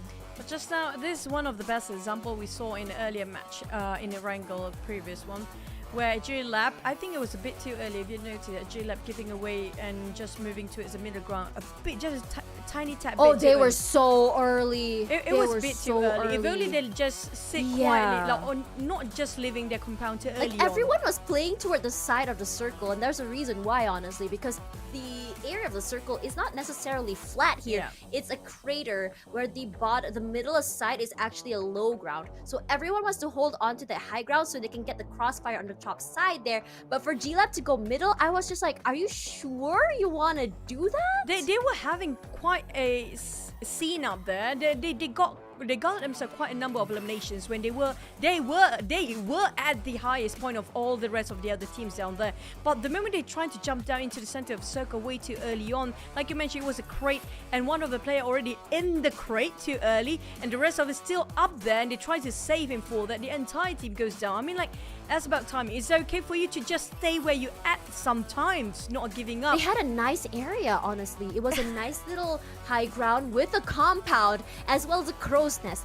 That is prime location. I understand the blue zone was pushing, but you don't have to take the middle side there. And I was just like, sir, why are you giving up that best place ever? I just wish they kind of have their communications going on for the players. It's okay to over-communicate than under-communicate, right? Because we saw just now, feels like a bit of misunderstanding for one player to go a different place entirely while the rest of the team still kind of pull back into a different corner. And that's what happened for most of the teams there. They kind of been split. Being split too early on when they're being forced to do so by the other teams. But if you get the communications going, you can actually avoid that. But it's easy for us to tell you to do so because we are not playing, right, Tash? That's why we're sitting here in the first place, because we are not the players. It's very different. Yeah, I mean, I feel like we probably, for G Labs, they probably, it's not just about that non-communication, but I wonder what they saw on that map. Because if you are a player, the only thing you can really work with when it comes to that situation is mostly gonna be, you might just see a vehicle. Yeah, we're looking at the vehicle right now. There you go. Yeah, we're looking at a vehicle, but coming back to my point here, you might just see a vehicle, you might just see audio cues, and it's really hard, especially when it's those cross-map situations. Regardless, I would love to one day be able to see a player's point of view in the game where perhaps the observers can kind of like hide the players. Perhaps that would be insane. Regardless, our flight path right now is not the best, coming in from the southern side of El Azhar all the way to Los Higos.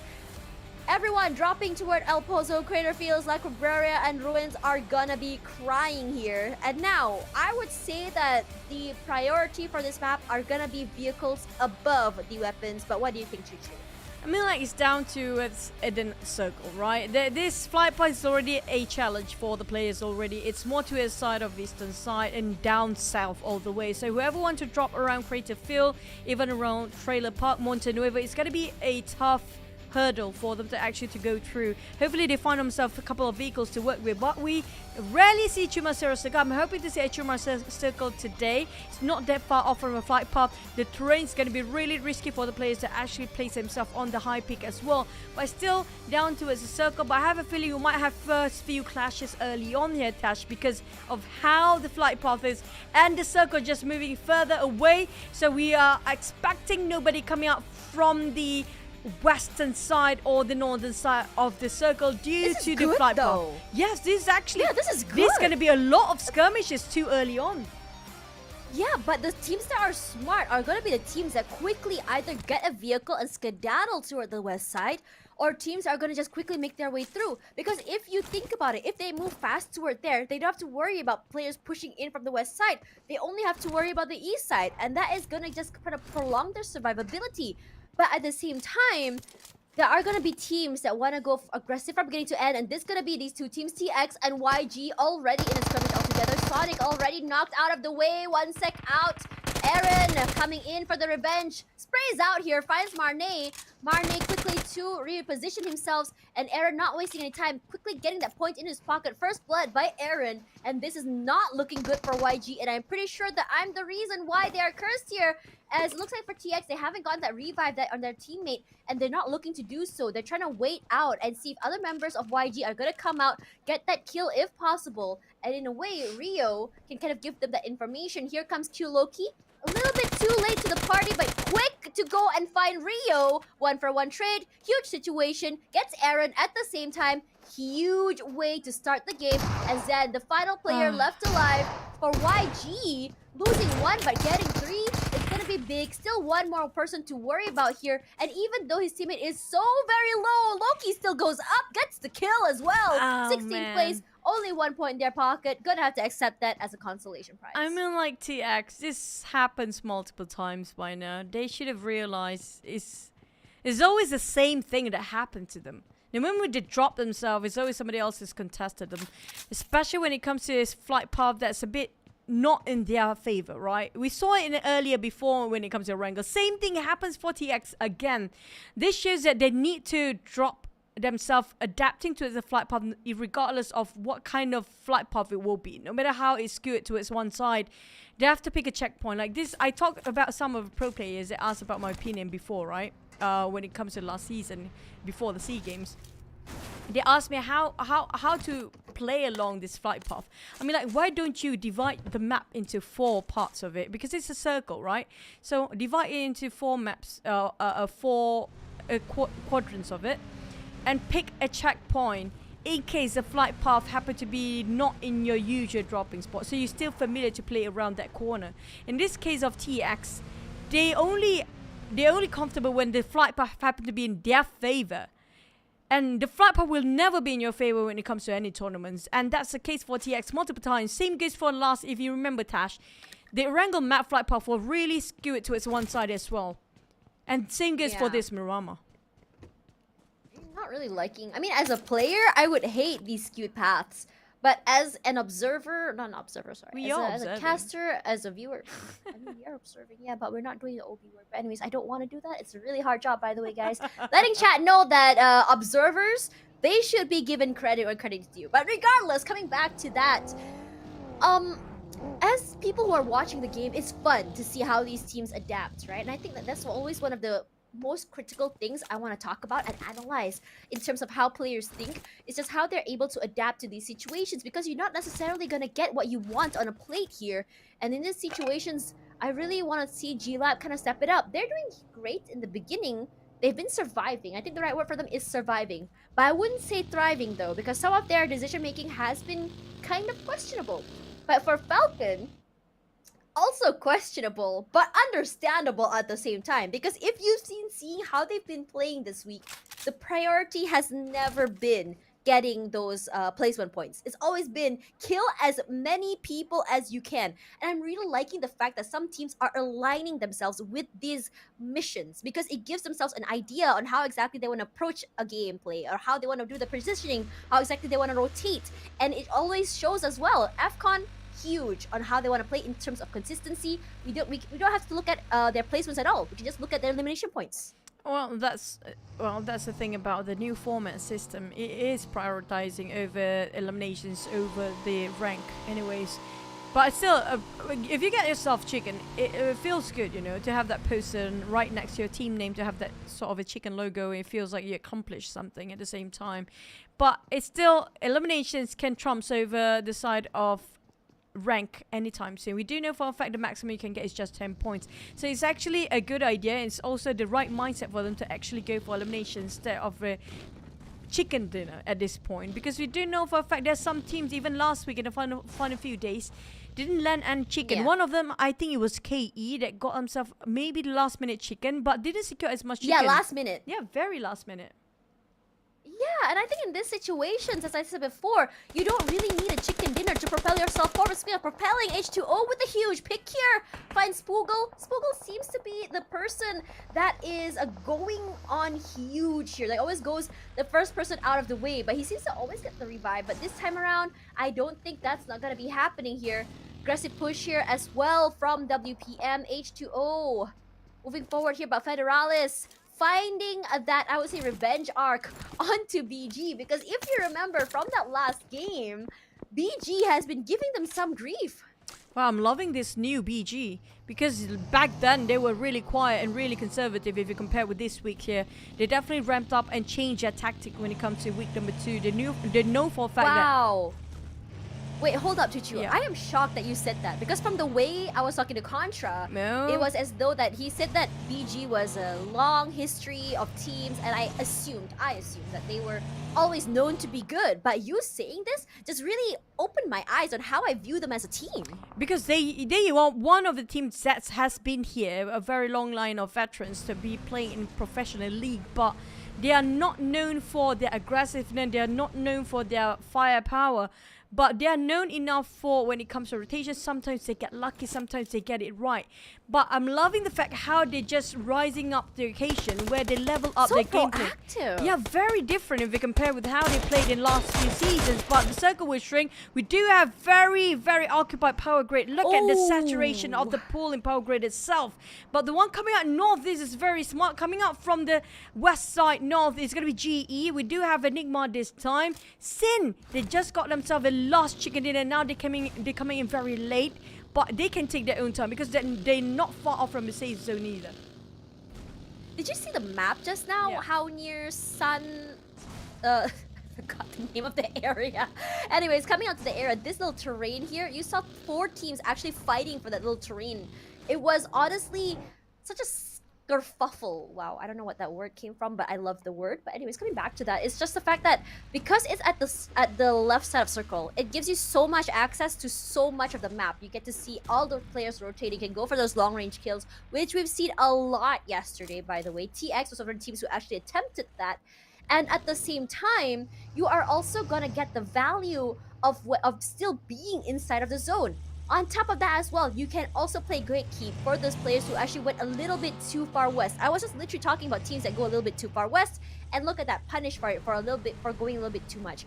Regardless, the rotation is not going to be the best here because it's going to be so many people and so many terrains they have to go for. And when you are playing a map like Myanmar, you have to always assume that every single compound, every single high ground, there is going to be someone playing in a very, very dangerous high ground area that's going to pick you off one by one, especially in the mid rotations. Yeah, that's Myanmar. Whenever you have the chance or whenever you got the vehicle, you have to go for the highest spot you possibly can. But I think it was the word scuffle, which we use. I think we use in different game entirely. I love to use that word. But back to Austria, we do have them eyeing out from the side of Game Lab. Now this is, I hope Game Lab don't make the same mistake they did early on. They got themselves quite a vintage view. They got themselves a prime spot with the high grounds behind them. They got support fires. But Skadi might actually make it or break it at this point. On the side of the high grounds, we do have West Point Mamba WPM versus KE. Head on with Muffs coming out from a very late behind. Puff already chucked down quite a bit of a damage. Kaya, in the meantime, coming out from a flank side, trying to just move forward, force himself an entry to the side of West Point Mamba, right in the front line as well. Puff coming up top. If he can actually reach to the top, he can open up so much space for the rest of KE. The top, there's a reason why he's called the top, but for some reason last week the top seems to be going down first. You might see a change in pace here for that. Regardless, Davin taking a lot of damage. Gonna use his terrain just to give themselves a little bit of breathing room. But speaking of breathing room, Speed and Dea coming in from 2 different angles, just gonna isolate Skynin from trying to steal their kill. Takes that kill. Just move out of the way. Now the circle ping pong now to the southern side. The San Martin players, ugh, annoying. If you are inside of the compound on the top side of that, I would say, terrain, I think good on you. You don't really have to move just yet. You can become the gatekeeper. But now the member of Austria in trouble. DZ does find Rain here. But look at that, Ranzer. He's very aware that Deja is on the other side. Wants to make sure that they can't get it. But Ranzer, what a shot, honestly, from Deja. We were just talking, we were just looking earlier. He made his face come out. But look at that guy now. KE versus, what is happening? WPM on fire right now. Not too sure what happened there, but here comes the cavalry for Austria, pushing up forward. Viper's now in trouble, eliminating 5 kills in the pocket, and they get revived too. What a play. I'm surprised for a fact with this kind of circle, nobody actually trying to go for St. Martin Mountains, because we do know for a fact those mountains are one of the highest peak point when it comes to this sort of a circle, and nobody's actually trying to get it. But right now I have a feeling a couple of teams try to contest it. And at the same time, back to a side of game, like, I'm surprised how Skadi made the same mistake like how he just did before. He separated between the rest of the team. The rest of the team got themselves in the high grounds, but right now they're nowhere near towards the side of a circle. One of them touching the rim around on top of Power Grid. Dragon scouted over towards the side of Kai just to make sure that everything is intact and in touch. But Game Lab, they have to push forward. They got, I mean, like, why did they, Skadi was literally died in vain with that sort of rotation. And for the side of Falcon just now, I mean, like, there's so many things happening just to get on the high ground. Same goes for sort of KE and West Point Mamba. Well, West Point Mamba did push forward and finish off KE straight away. They have been a bit of a brawl for the longest time. But from the side of Ozja, Seventy got himself high ground, but not really a good prime spot just yet because of how some of them still on the low ground. In this case, it's going to be Marnet. He's quite too far off from the rest of the team here. Easily finished off by the side of Ozja. What is happening for all the teams? They're being separated too far from each other. Man. This is It's not supposed to happen. Interesting. This is not supposed to happen. It's such an interesting turn of events. I was actually kind of like thinking about what am I gonna say about this because you covered everything so perfectly, and honestly, at a loss for words. But anyways, if we just all they can do is just move forward here with 4 in their pocket, YG with 2 left. Oh for boy. Enigma here. Try to I flush. think they are gonna be the Vultures. What a nade! Did you see that for Goblin? Oh my god! Immediately as he parked, I would say calculated. Now Spooky has moved forward for that reset. QB on the other side of the map. Can't stop anyone from moving up here. But they have to be careful because look at how Afcon is coming in from the other side. Cap's now in trouble. Another nade coming out here. This man cannot be stopped. 2 knocked out of the way. They're pushing up right now. Konzi coming through. Running side by side. Not allowing any isolation to happen. Finds out QB at the same time. And they're going to get 2 more into their pocket. Spooky for running gun. Giving some long range support here. Spooky. But it's so very low. Spooky Oh, does go nice down. angle. Andrew tries to do more, but Enigma in trouble. No, Enigma, 0 eliminations. They've got 2 knocked down. Unfortunate, and yeah, but Afcon was just ready. Look at how they play the zigzag. I mean, beautifully done. I mean, like just now, Enigma, they tried to flush things out from the side of what Falcon have to offer, but at the same time, he's using vehicle to rush in like that. You saw how Falcon just prepared himself with a nade. And it's down to only one person, even though he got multiple knockdown, but it didn't translate into a point entirely due to that crossfire. That definitely well played by Falcon by defending their compound in the first place. But Enigma, I mean, that was something that should not happen.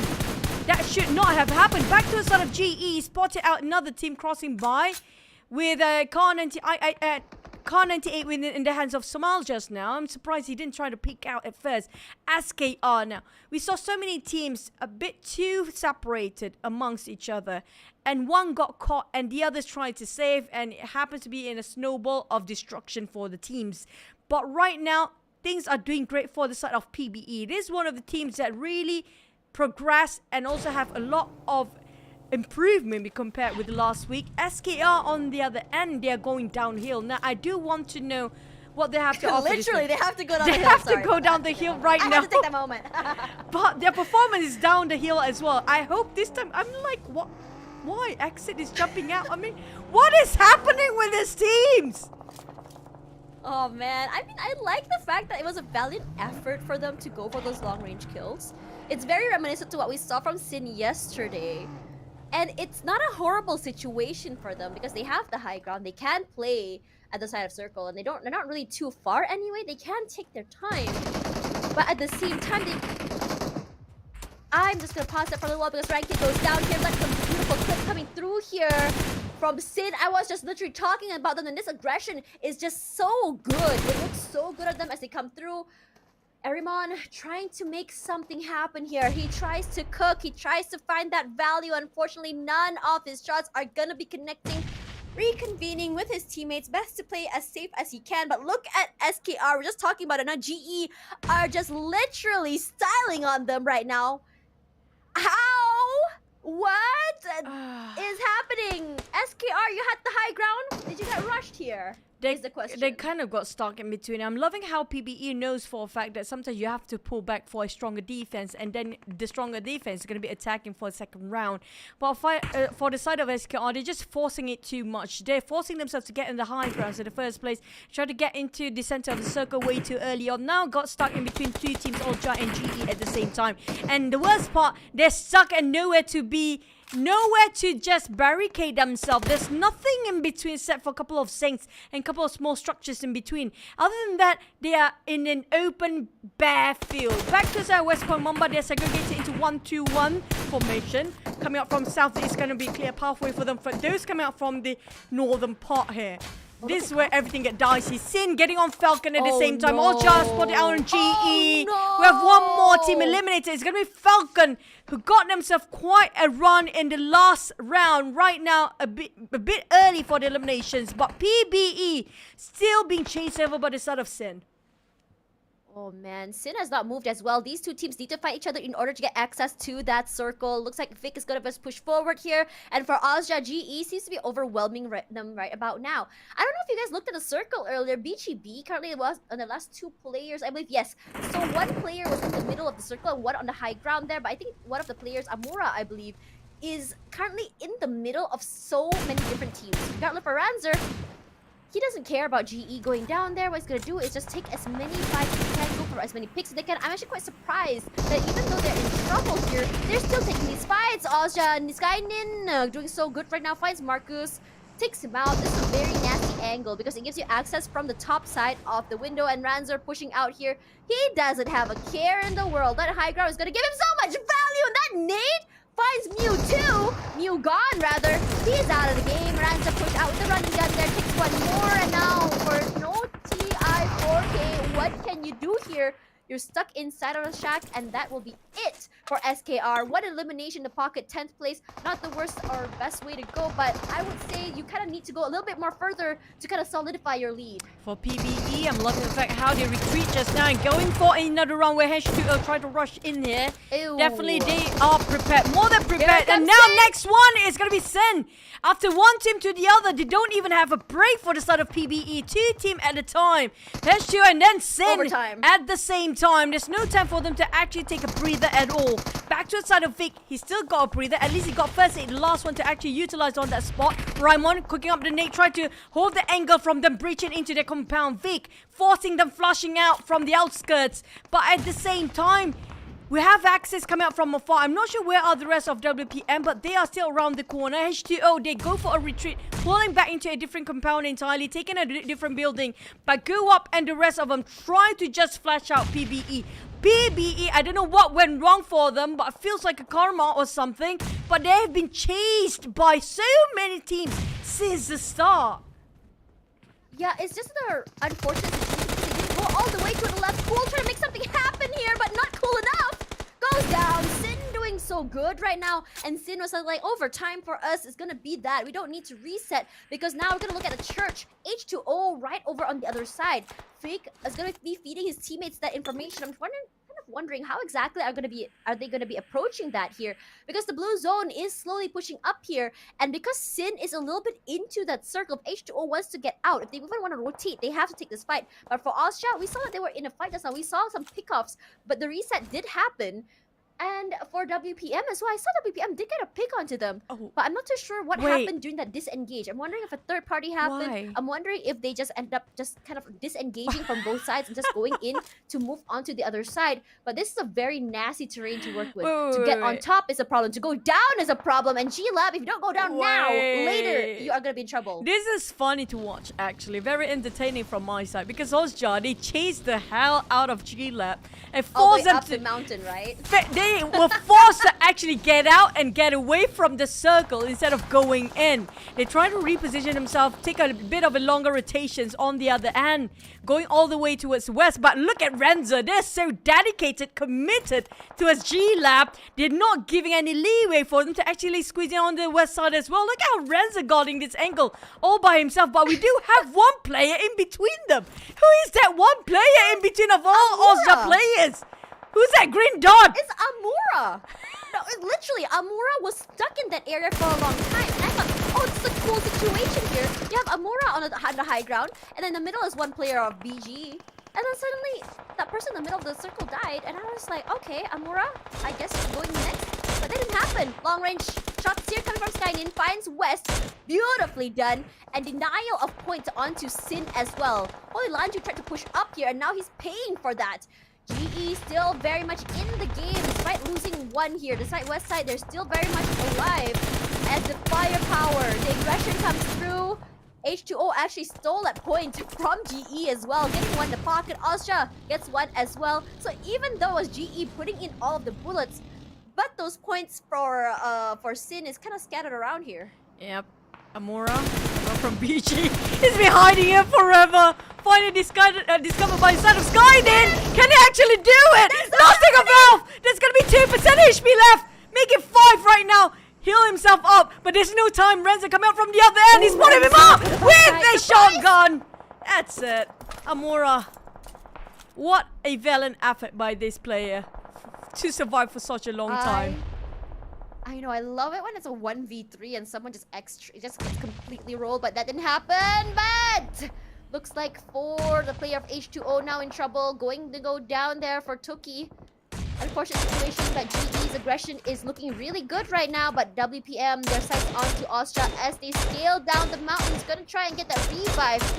The bullet drop's not in their favor in this situation, but Mix does eventually get Astro. What a shot, honestly, if you think about it. Because from that angle and that bullet drop, he has very high understanding of how exactly to use that weapon. Mas from the other side has his sights onto the other players of Axis there alongside Federalis. And I'm liking the fact that WPM is very, very confident in their firepower to take this fight, to go separately from each other. And they're even, look at GE! They're fearless! But at the same time, the one actually winning is going to be Ozja, who's actually quite a high volume eliminations, 12 on their side here. Michi kind of stuck in between. Too many eyes hovering around the side of West Point Mamba. They're kind of stuck in the rut here. At the same time, Circa happens to be shifting towards his side, but the problem is he's in the middle of a war zone. Back to the side of Ozja, DZ, Skyne and the rest of them will actually move forward and have to take the fight against GE. But they try to take the advantage of the high ground first, try to just locate their next position where to be at. West Point Mamba, the moment the smoke dissipates, it's going to be a hell for them. G-Lab on the other hand, they still got themselves compounds to work with, but the problem is they're not inside of a safe zone just yet. They have to cut across as well. They do have an airdrop to actually supply themselves and level up their gears, but do they want to take the bait? Because at the same time, the moment they drop themselves onto an airdrop, it's going to be an open flat plane because it's not really that flat, but it's enough for them to shoot them down from afar. Aranza shot down by the side of GE the moment they're trying to just move themselves and migrate, but GE making sure they cannot even make a move for Austria, leaving DZ and Skynin out. DZ still got the support fire from behind, but GE didn't see this through. H2O all of a sudden now popping their heads right on top of GE as well. Oh man, H2O. This is actually the best run yet, honestly. Looks so good. Even though it's just Fred's all alone, I'm hoping that he can make some magic, get some picks before he goes down. Because honestly, at this point, his placement point can go really far here. But for WPM, I'm loving this aggression. I'm loving how they're playing right now. They want to make up for lost time. They want to make up for the 2 games they didn't do well. They already got 1 point already just now from G-Lab. Look at that. The aggression coming through as well. They look at GE, and it's actually really scary when you think about it. Because when you see where GE is Ozja is looking at them. H2O is looking at them. WPM is looking at them. Dragon trying to make way to his teammate in 2K. But I don't think it's going to be happening. Does go down all alone right now. Goes out. Eventually, it's going to be Federalis with that pickup. And WPM is going to be mixed with 1 more point in the pocket. They're on fire. They're literally burning that shack axis now. Well, good placement points for them. We would really like to see them come up on top exactly with some eliminations. I don't think they can do anything. Maybe tries to make an effort. Oh, Amir! Right, that's gonna trade. Michi goes down. His teammate is there. Actually tries to trade out Amir. We've seen him do magic last week with a 1v3. Waiting for that beautiful nade to come out here. That Molly is not allowing him to reposition. And unfortunately, that nade he threw out is not hitting the other members of WPM. But fortunately for Baby, gonna get that revive. Not really. I'm not sure how many utilities they have in their hands for the side of Axis right now. They don't have the first aid. They have bandages, and that's it. 8 bandages for Baby and 2 more for Amir, and there's nothing else to work with. Not even a helmet. Look at how they force themselves flush out from the shack. Baby trying to ring around Rosie, but he got one, maybe.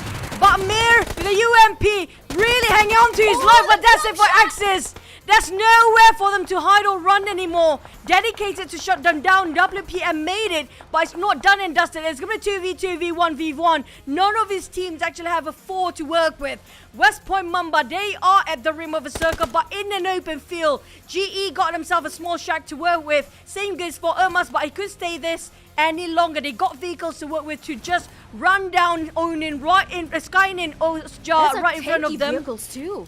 But at the same time, it's too risky for them. Fred, I'm surprised how he held on to this long. Still survived for such a long time. But GE, they still kind of lasted themselves in one small shack here. Too risky to just pick out at the same time.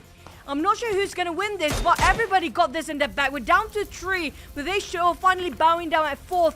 Osja remain as one, Skynin leaving behind with nothing else to work with.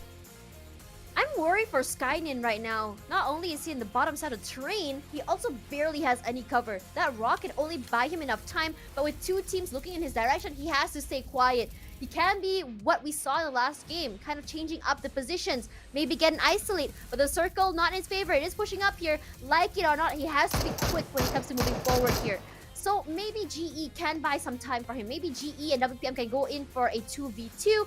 Gives Osja a lot of time to be the third party, maybe even get him a surprise chicken dinner, and I will be crying honestly because that is a really, really tall order. But we love seeing the situations. I'm not taking up the space. He is scared of absolute nothing.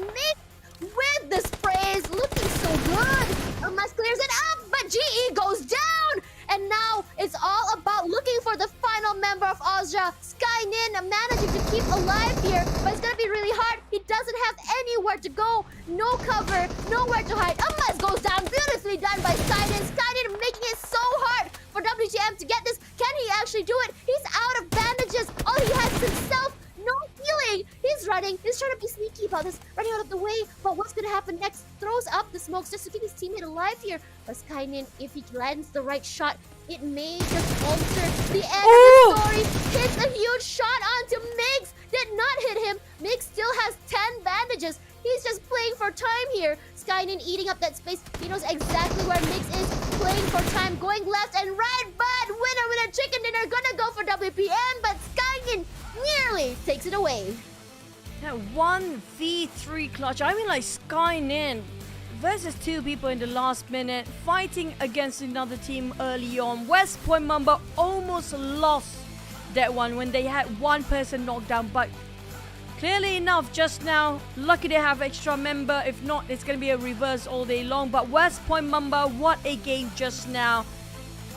They managed to secure the elimination that they need to do so. They need to pick out first. They take the target out accordingly, like how it's supposed to be. Now, GE stuck in the shack previously, making sure that West Point Mamba got the reign over when it comes to domination in the last few circles. But man, Skynin, it was so close. If he actually managed to clutch that one out, that's going to be the biggest play we've seen in the PMPL SEA Wildcard. But back to his MVP, Michi got himself 3 eliminations with 1,000 over damage. I mean, like, how many steals these guys have to go through? For once, it's not mixed. Once it's not mixed. Usually it's mixed, but I want to talk a little bit about the 2v1 honestly. If say Skynin had more resources, Skynin might have won that honestly. Because first aid is more than enough, I think. 1 first aid is more than enough. Yeah, maybe just 1 first aid. Get that reset, it might have been a different story. I totally agree with you.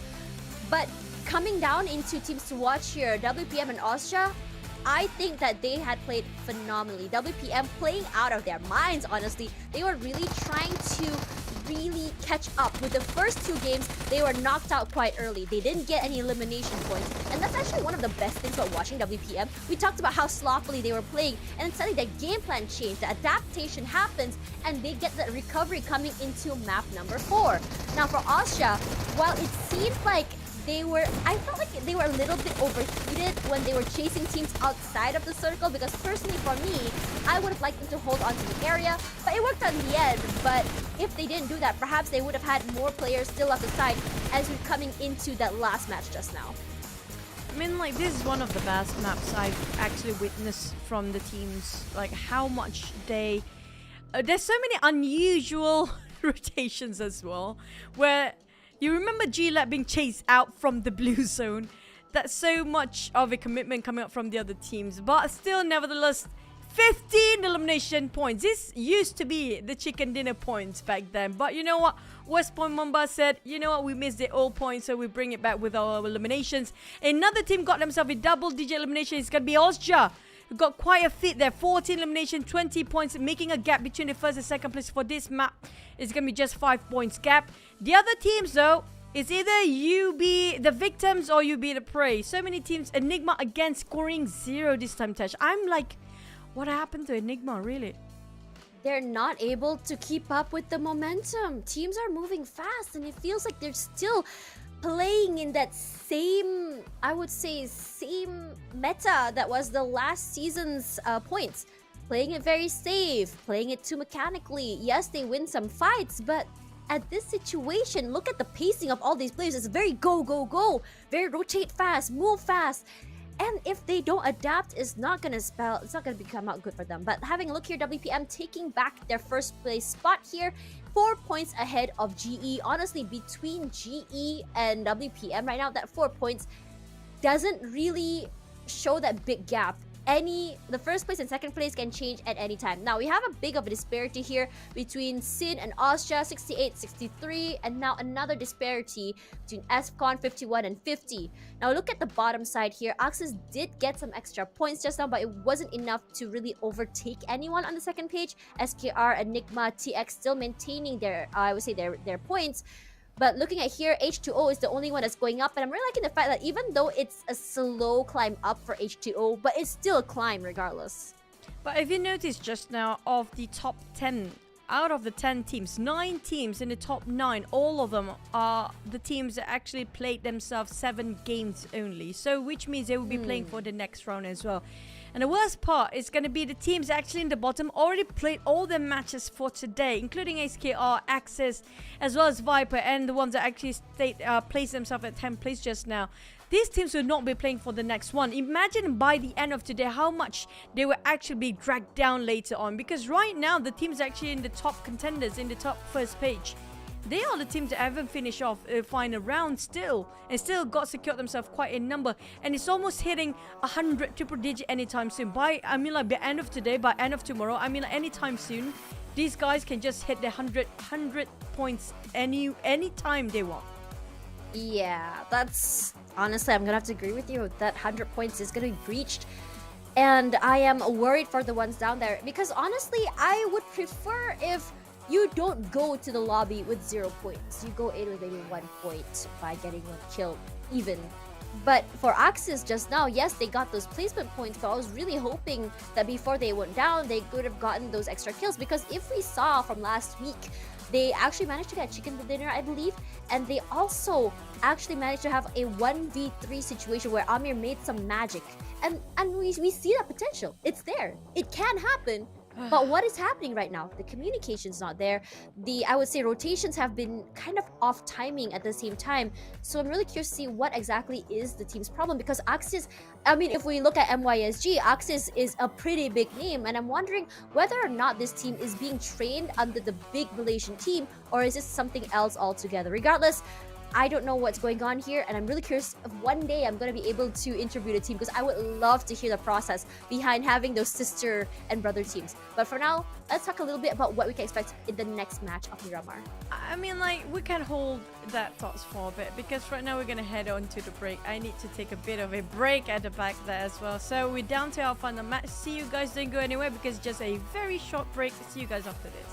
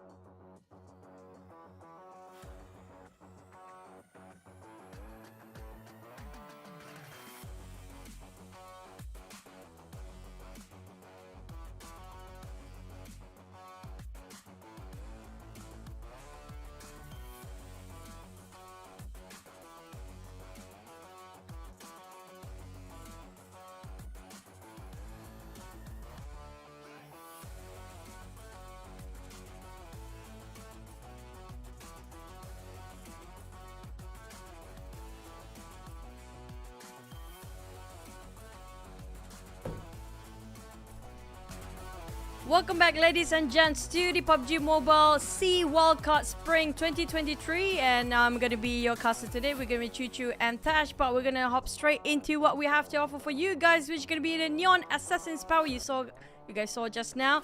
It's gonna be the new cosmetics for you and for your friends as well. It's gonna be a cosmetic of 4, so make sure you guys get this as fast as you can, because the Power 4 will be a limited amount of time and very exclusive during the PMPL. It's gonna be really cool how you're gonna just look how when you have the skin in particular, because when you do it with your team, imagine 4 people in your squad just glammed up. It's gonna be huge. But as well, we also, if you're a solo player, you don't want to look like your friends, you can go for the Silver Guru set. This is the new ultimate set available right now. Very, very cool and intricate designs, as well as beading. I'm really liking the Chinese elements to it as well. Really dope. It's a grandpa, but it's still dope. What? It's a 6-pack grandpa with a very dope set, okay? If you I have a question. If you're veteran players and you want to feel cool by yourself and you're all players, like, get this set. Yes. But I'm really curious, Choo Choo. Are there any grandpas with 6-packs? Putting that aside, though, I'm really there's liking actually a the new- lot. I've seen that before. I've seen that on TikTok. Can I be a grandma with a 6-packs? Can I be a grandma with a 6-pack? Yeah, you Choo-choo, can. You can. please? Nobody's stopping you, because nobody's stopping you from getting that royal pass as well. As we got ourselves amazing. Maybe the grandma with the 6-packs hop herself in a helicopter, chopper. That would be pretty cool. Did you know what?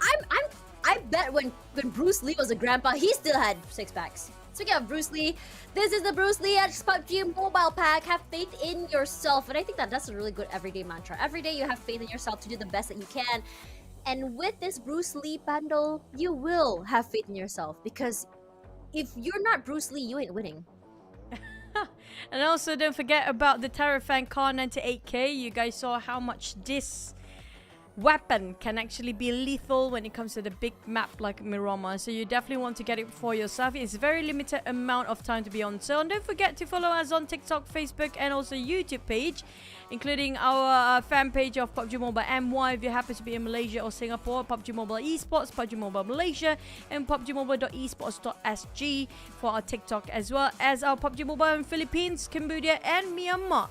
You can just, have the updates there. So next one, we're going to head into our last match of the day without Group B playing, which is going to be SKR, YG, Vipers, and Axis. We know for a fact that Axis really in a dire need of points, and they're not playing anymore. And SKR as well. Same. I mean, like, I'm surprised. I'm very disappointed. I cannot stress this enough for the fact that I did saw SKR at their best. That was last week, but now it's like lost entirely.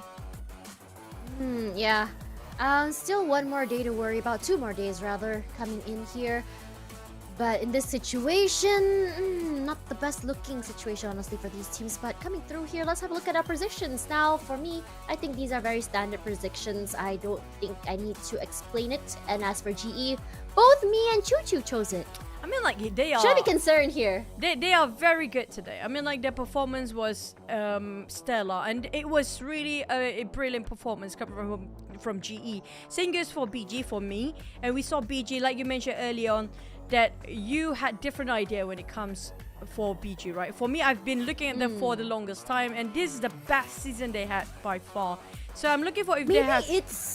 Yeah. I wanted to say, maybe this change of pace suits in their favor. What if for a long time they were held back because they have to play for placement points, and suddenly it changed? You're like, yeah, go crazy, play like a ranked game, go ahead. But you know what? Maybe they will do that, because right now they have nothing else to lose, because last week was really a bummer for them. So this week they have to put everything on the table. We're not gonna waste any more time. We're heading towards our last map of the day, which is gonna be the last of Myanmar.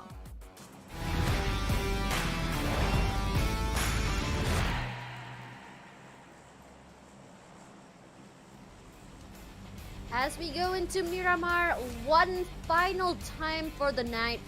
If you're watching on YouTube, let us know in the comments who you think is going to get the final chicken dinner of the night, and which team has surprised you the most. Regardless, moving into today, I think that BG has been surprising me a lot today. I'm loving this fight My path. expectations? Exactly, go ahead with that. I mean, like this equally separated the map into two parts, which are going to be the northwest and the southeast of the map. So everybody can drop wherever they fancy. Everybody can drop wherever their initial drop spot. This is going to be, if TX playing, which they are playing, this is going to be good news for them because they had a bit of a problem to get themselves first initial drop spot. So this is going to be a clear pathway for them. Hopefully they don't have any sort of scuffle too early on. But when it comes to this sort of flight path, the bad news is sometimes the circle just happens to be contradicting whatever is good within this flight path. This is going to be the bad sort of circle. I'm not sure if it's going to be Impala or down south all the way, but there are times where the circle happens to be right on top of that flight path as well. So if that happens, keep an eye out towards Power Grid, Hacienda de Patron, or even water treatment for the last few circles, even Minas Generalis or La Bedita at this point. But I'm hoping we're not going to drop on top of Los Leones. Not too bad. Because Los Leones, so many compounds, there's so many buildings. I love Los Leones circles.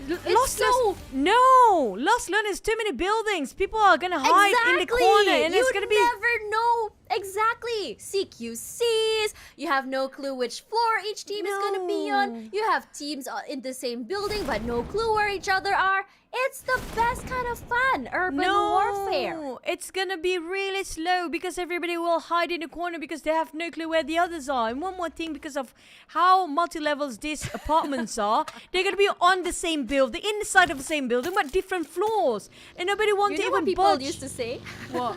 You know what when I was casting in Malay with OTG, he used to say, everyone's renting a floor. Yes. And everyone's not minding their own business until a circle moves. So, you know, it's kind of like you just kind of like stare into space for a good minute, 5 minutes perhaps. And you want that kind of circle, really, Tash? But I think because of this change, we might be seeing a different way. The players, I think the teams on the top side, they can go aggressive from the top side. They can go for those aggressive pick-offs from the top side of the buildings. And the teams at the bottom be like, haha, I know where you're there. I'm going to push up to you. Surprise, guys. Here's the nade. Take the nade. I don't think that's going to work. I don't know. I have a lot of faith, Choo Choo. Don't ruin my... You know, your faith has been crushed. I want to be coach one day, Choo Choo. Come on. Your faith has been crushed the entire day here today. Because you know for a fact that so many Bruce teams... Lee will not love this, Choo Choo. Bruce Lee does not approve.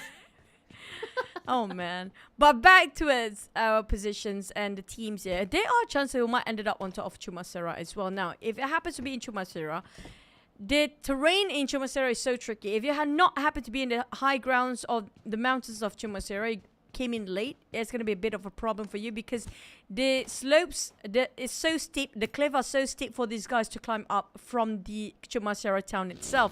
Unless if you're coming up from the south or Valdemar entirely from behind, then it's going to be easier for you to actually reach towards the side of Chumasera.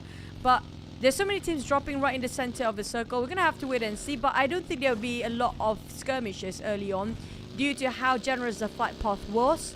So we might having maybe the third circle when we start fighting. Well, TX actually have a good start, at least now.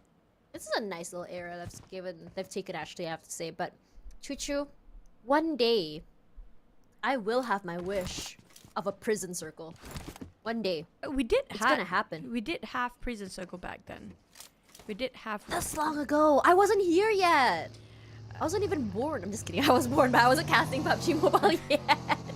But, you know, I want to be there when it happens, you know? Like, when I first started casting PUBG Mobile, I was like, Choo Choo, I want to have a water circle near SMB. And that's exactly what happened. I mean, for me personally, I want Los Higos circle, which never happened, or even an Oasis circle right on top on north circle. all the way. No, But it's just I so want to go to hard. prison, Choo Choo. It's just I want to go to prison. There's a prison nearby where you stay. Yes, you can go there. And just draw a circle there. That works. At least you can satisfy yourself with that. I mean, it's not good enough. The little things that makes us happy, right? So those are the little things. So yeah. You know what else would make me happy? What? An early fight. Which not gonna happen. I just said. I know. I just told you earlier. Okay, fine, Choo Choo. No, it will never happen. In this kind of fight, but it will never happen.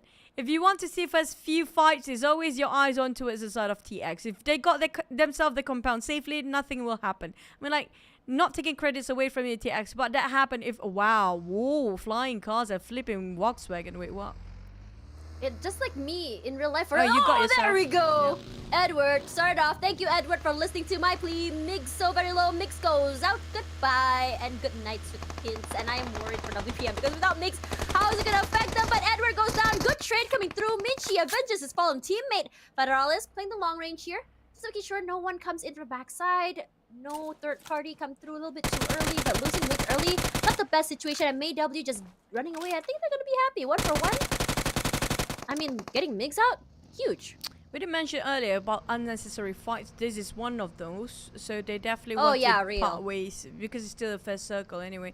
Still a lot of time for them to loot up. For FVE, it's going to be a tough climb. But I'm not sure if they're moving towards Ranger or Ranger the one will be uniting with the teams that are actually down below around Valdemar right now. So they don't have any contestant so far. We do know for a fact there's so very little team that will actually drop down south all the way. But G-Lab, now, G-Lab always have the best view, the best placement, the best position when it comes to their compound and drop spot. But when it comes to losing, they're losing it faster than water draining out, you know, the sink. Because they just give away the position easily, their compound easily, where that's going to be the best placement, where they can actually stand themselves there.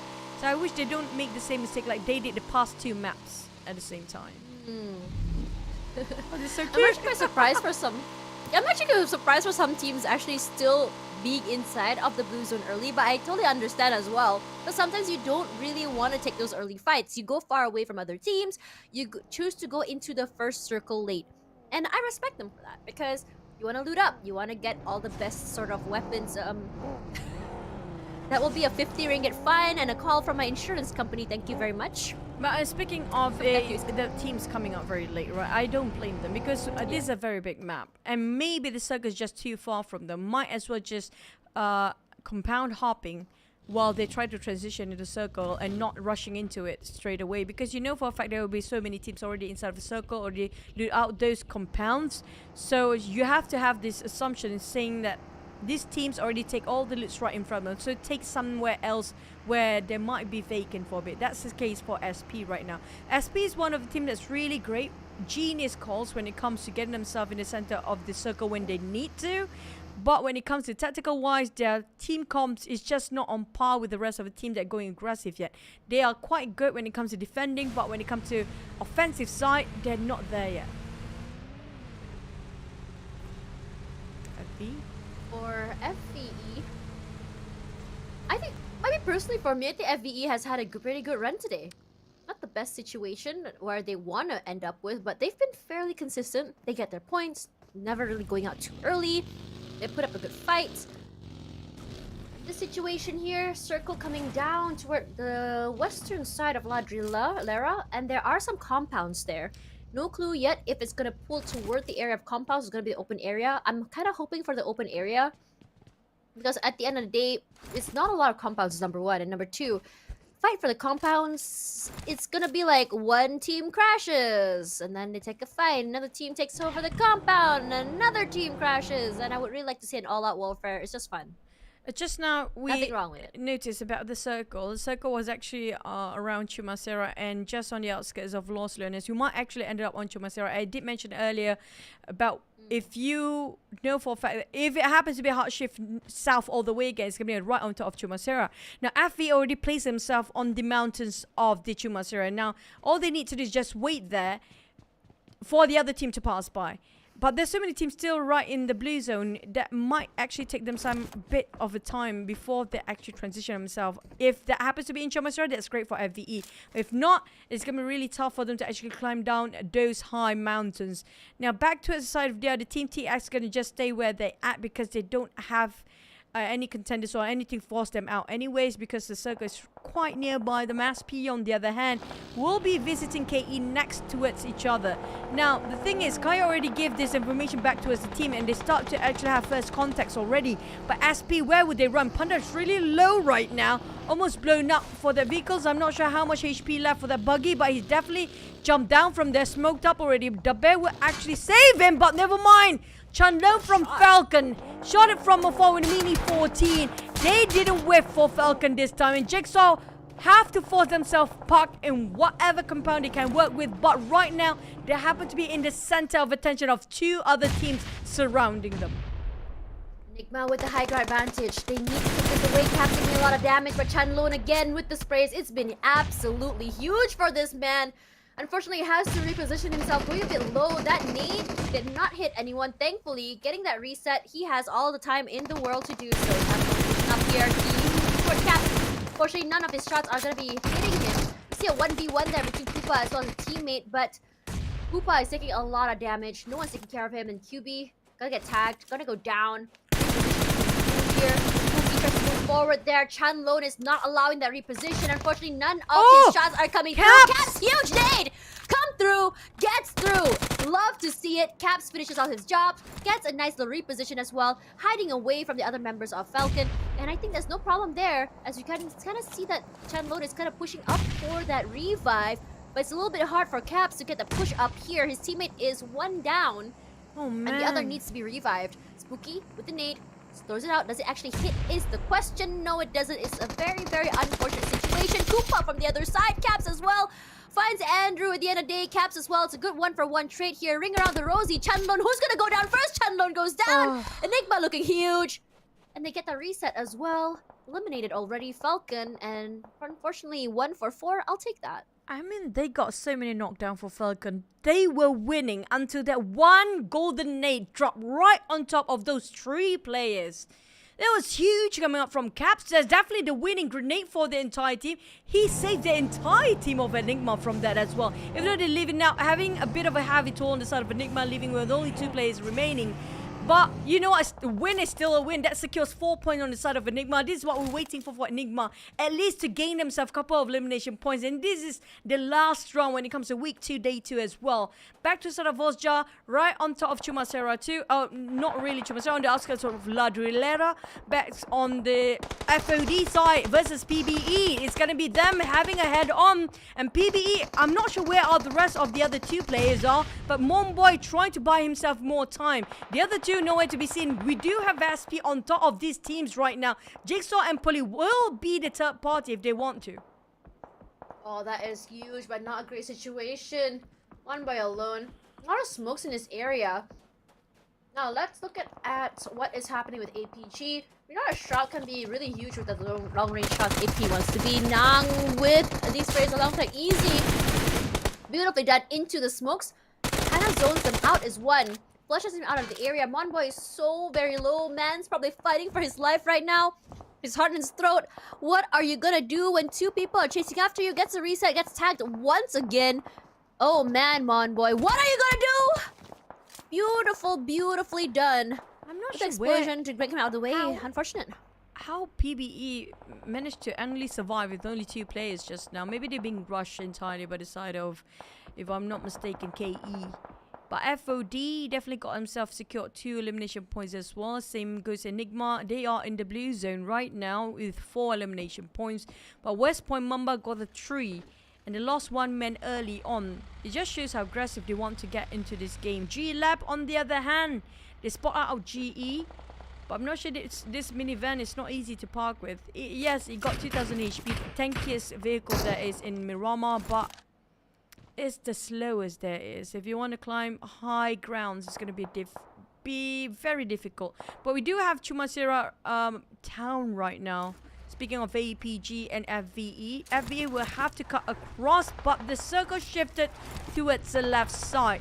Now there's so many teams, including KE, Enigma, and BG. Only one team will survive there on the right corner of the circle. While H2O coming up from on the north side quite late, if you ask me.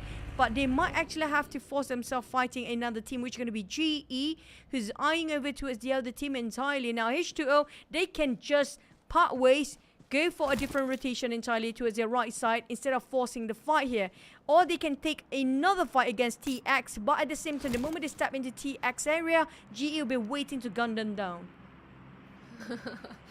H2O, honestly, when I look at H2O, it feels like GE and H2O have been meeting for quite some time. They seem to be meeting each other in terms of rotations, meeting each other in terms of where they are parked at. In this situation, I'm not sure. I don't think it's rivalry. I just think it's a coincidence at this point. I'm sure each team is very aware they are meeting up with each other. But the fact that H2O still wants to take fight against a team as aggressive as GE is pretty huge. If you see all the way in the outer area, I'm not too sure if there's actually a fight between GE. But again, Enigma in trouble. WPM is the one waiting for them. Amaz with the space, gets caps. Spooky in trouble. What are you gonna do? Gonna go for the reset, but look at that. The crossfire does not allow for that to happen. But look at another 1v1 ring around Rosie between Guap as well as Polly at the same time. What is happening? It's almost like a kuch gonna hate situation here. Both is resetting. Both trying to play it safe. Guap! That nade nearly takes him out. It does Not take him out, supposed actually. to do that. I mean, like, Sin, you're nading the wrong person. It's your own teammate. Vic tried to do damage control. Moy definitely regretting his decision. While Vic with a Vector straight onto us. Wait, this is going down south. Oh no, Sin. It's one pole against the entire team of Moy and Sin. Moy! Are you kidding me? Finally finish off the last member of ASP just now. That was really a blunder for Sin. That might have cost the entire team. Yeah, speaking of that, GE just took down the entire team of KP as well. Oh my god, what is happening? It's just straight up chaos. We were just talking about how fast and how aggressive it can be, but like, hello, that nade nearly costing you the entire team. Talking about Sin, by the way. And what the on worst earth happened there? And the worst part, his own teammate from Sin was jumping straight into the nade coming up from Moy as well. Speaking of perfect timing at the wrong time. That's just something that should not have happened in the first place. Back to the side of West Point Mamba.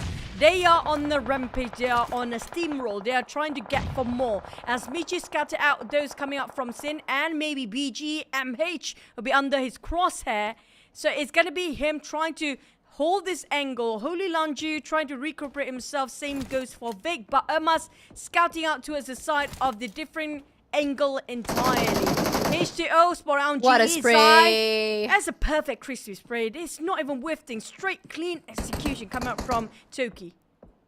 Yeah, H2O has been just slowly making their way downtown prone. Huge pick onto GE because GE tends to do better in numbers. And dwindling them down takes away that advantage, and Circle pulling down to the southern side once again. FVE now with the advantage. I'm loving the fact that Ranger is downstairs. I'm loving the fact that 3 people are on these terrains. Gives them so much value. Can see at least toward halfway of the map. They can go for those long range kills as well. But for now, GE in trouble. West is solo. Gets the reset.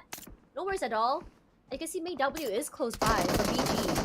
Yeah, go for the third party. That damage comes through here. Toki, huge. That's his second pick already. After that first kill, no worries for them to get that pick off. Zigzagging into the area. They want to go for those push-ups, but might be able to get that pick off. But that nade might just buy some time. A little bit too high, honestly. Move downstairs here. They spot him out. Miles is spraying on the other corner, waiting for no one to do that. But Fred gets picked off here. Toki playing in the blue zone. Gets taken down there. That nade will just take him down one by one. Huge pick. West gets Fred. And now 11th place. H2O playing a little bit too aggressive. Not They're the best being play. forced to do so because of the blue zone already shrinking so much. You know, they don't have any more space to play with. H2O, they have to take the fight anyway. They're being forced to do so. But they could have done better with that nade just now. But back to the side of Sin Moy. Trying to redeem himself from that kind of nade previously. Now trying to buy a bit more space for the team holding this angle. Coming up from the right side of the map or the circles. TX, they are staying as a 4. Wow, look at how Ozja already plays himself in a very, very ideal situation or ideal position. They out-cornered the side of it. West, on the other hand, GE is not stopping, not showing any sign of stopping as well. GE Lab trying to flush down to a side of West. Is going to double nade down. The second one not hitting just yet. West, what a witty guy. Managed to play around the terrain, making sure he will hide himself so well. Scotty and Newbie having a hard time landing those nades onto him. If you can get 1v1 with one of the players, use them as weight, kind of go 300 IQ, it is possible. But in this situation, it is a terrain. It is an area which is quite open. Look at all these players just looking at so many different angles and playing it. West making the use of that smoke, giving himself a little bit of space there Scouts out the area, takes his time. Now, if you look at the other players here, it's so close by. They can go for a cross. And I think for GLAP, they know that that GE is close by. It's number one. Number two, they are very aware that BG is close as well. Amura running into the circle, has to be careful, but that circle is unforgivable. He has to take the space. But for TX right now, they're trying to play as the gatekeepers, not allowing Alsha into the area. Federalis coming up from West Point Mamba, secured 5 eliminations and 7 for GE right now. They're trying to dig it up to take that number 1 spot in the last map here. Being spotted out for Elmas. Federalis spotted out APG just now. The kid giving away his back. He didn't take the shot. Should have taken it. The kid have no clue where he stands now. The circle will shrink even further more. We have no clue who will be favored here. But it's going to be FOD Easy, the last player remaining for FOD, getting favored by the circle right in the center. Ozja will take a fight against TX. GLAP stopping GE from moving and pushing forward. Same goes for BG, will be gatekept by the side of those coming up from the northeast of the circle. Scardy with a Mini 14. Dragon hop onto the vehicle, trying to make sure they got themselves. Securing the HBG will be bowing out quite early, placing themselves at 10th place. But WPM, who would have thought APG, the one that actually been greeted here. T-Van the kid, Shroud is too far. The kid have no exit out right now. Amas trying to outflank him. But at the same time, West Point Mamba, where is the third player? Player not really close by, but let's have a look at how exactly they're going to be taking this. The circle is shrinking down here. APG, one going down. Michi with a good trade here. Looking for the kid. Michi meeting up with anyone. They just pass by each other. Reposition to come through. Bring around the Rosie situation. Gets the reset. He's trying so hard to get the reset onto his teammate. Couldn't get for the revive, but TF does go down eventually. The kid now in trouble all the way inside. Separate from his teammate does go down as well. 2 more to worry about. Federalis cooking that nade a little bit extra here. One throws out to the other side. The other not hitting anyone, but does flush them out onto the other side. Michi knows exactly where they are. Federalis as well. Look at that, kind of just taking their time here. Shroud eating a lot of damage here. As Michi just waiting to come out and spray from the other side. That is not good for the kid though. Oh, he's been barbecued for the side of Federalis. But the ones winning actually at VE from afar. He's taking advantage of what's happening here right now. Federalis. Oh, he heard the... Why do you shift over? I want to see what's happening. Who knows? Climb down the windows. Federalis will actually eliminate and decimate the entire team of APG. Ozja just now for another team. TX. The next one to be eliminated with only 1 elimination point. Ozja, Skynet and Astro need a bit of a help to revive themselves. But Renzo will actually go for GLAP first, while the others is going to be Renzo reviving them. Sin, Holy Laundry, spot out West Point Mamba. Now going in for another round. Renzo just making sure they got the space to revive his mate while keeping tabs to a sort of GLAP. Renzo just buying time here. What? These are being shot down again by the side of FVE. Where are those shots coming out from? It's really so hard to get into the circle. GLAB has so much control of that terrain, and they're winning all of their fights. So aware. This game sense is just so unreal to take advantage of Austria. Austria, the team that is known for the aggression, known for this, I would say, high aggressive plays that wins out in the end. But this one time, Ares gonna be stolen away by FVE. Skynet and Rans are playing inside of a shack. That's all they have here. But this push out from GLAB may be a whole different story. They do get the revive here, but remember, FVE is over on the other side. GLAB might be in trouble here. You hear the shots come out. They're neck checking left, right, and center, making sure that no one is there. Drone shots coming through here. Dragon gets paid for that because he just dry peeked the whole area. Newbie goes down. Scotty eventually does find Ranzer. They get the reset, but one goes down from another shot far away, and we're now down to the top 5. It's a graveyard here. GLAB, yeah, they won that fight, but this is going to be a perfect view in the scopes of FVE right now, who's been taking their nose into this business all this while.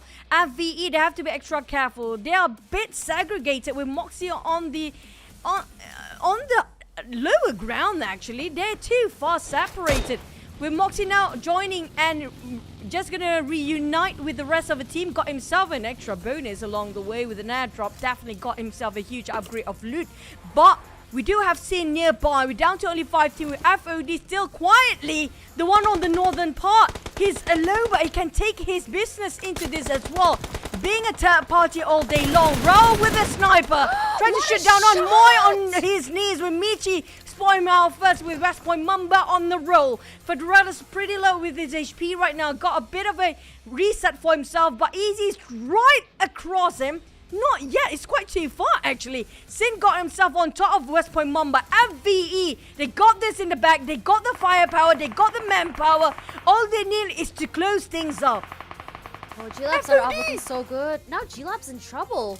One more taken out of the way, and we see G-Lab getting picked off one by different teams in different areas. Now Scotty is trying to keep the team alive, playing in the corner outside of the house. Gonna go for around the corner area. Spray and pray. He gets them in the end, but goes down. What a shot from Moxie. That's all the way from across the map. Moxie had his eyes on that scuffle down there, on the scuffle rather. But now Game Lab 9th place for eliminations, doing so much better than before. But Sin this time, they want to go that. But look at where everyone is. On the southern part of the map, no one is playing the northern part at all, because it is still the high ground fights here, as FVE, I believe, has the best area of the map here. Top side of the terrain, has so much of space, able to see both the southern side as well as the eastern side. And I think that because they have so much control of the area, they might just take it out top. Oh, never mind. Actually, just spoke too soon. Raul goes down. Beautiful shot from him. Now there's going to be Pix's shot just underneath that vehicle. Vic just keeping the pressure onto the side of that team. Moxie trying to buy more time with that revive. Vic on the other end, coming up from the flank. Ranger will be spotting him out, but Vic is not making things any easier on the side of FBE. Moy giving the pressure in the smokes. We didn't spot out Ares. Nobody actually knows where Ares is, actually. Michi and Federella's just going to keep this quiet for West Point Mamba. They're going to be the third party after these two teams are going in a full fight war. But back to the side of Roll, they need to hop on that vehicle and move forward into the center of the circle. But Ares, on the other hand, still didn't spot any of Michi and Federella's. I think he got a glimpse of Federella's just now. Now he's going to stay this quietly and just hold the angle. But Michi and Federella slowly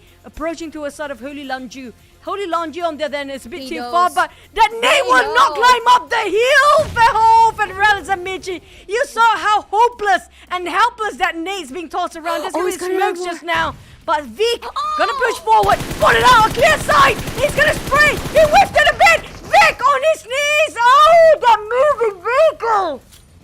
Oh, that is huge. Coming in from FVE, loving the play. There's Sin, and loving the play. How they're proactive, and Vic now in trouble, going down to Ranger, who's coming in from the other side. Ares going down the slope, going in for a very, very huge rotation. Look at that 2-2 situation, going in to just contain them in one different area. Holy Lanju, last man left alive. What are you gonna do when you're getting caught out at the lower side of the terrain? You're getting pincered here, my dude. You're trying to not avoid anyone from getting the kill, but Flash Vision Esports, winner, chicken dinner. Beautifully done. But Sin, I have to say, what a great way of managing these angles. Huge. Vic, I have to say, you open up so much space for the side of Sin just now. Almost got the entire team down. FVE, they are so close of losing. It's so close of getting it down to the last wire. And lucky enough, they managed to have the space to revive themselves. But FVE, I have to give this team so much credit. They got themselves the best prime spot there is. They've been staying there the longest. They've been putting their nose into everybody else's business by getting so much elimination. I think they got double digit definitely, but I'm not sure. Do we have any 20 eliminations by far? I don't think so yet, right? Not too sure quite yet, but Ranger, I think that this is very, very deserved by Ranger if you think about it. He was playing these very close angles, not afraid. I mean, I was talking about taking up space, and I think for Ranger, he was always the first one pushing forward. And on top of that, if you saw how FB played just now, the repositions have been good. And the fact that they respected the enemy enough to go for a 2-2 sort of rotation to shoot a pincer, they're not allowing any kind of surprise situations to happen, which means that it's a very thought out chicken dinner by Flash Vision Esports.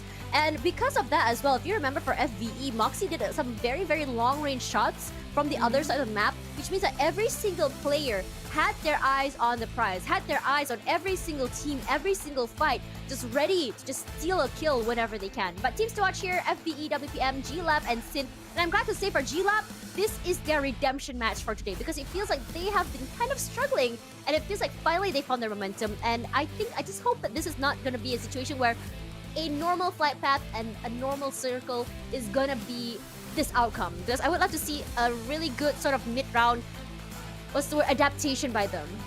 I mean, for G-Lab, they are pretty good when it comes to rotations of Erangel, but when it comes to execution in Miramar, they are better at that. But for Sin, though, this is a team that didn't actually make it when it comes to the first week. They had really a rough week, entire week last week, but this week is a different story. Back towards our highlights here, there's like so many things. FOD had that one player left easy. You said nobody are coming up from the northern side, right? In the last circle.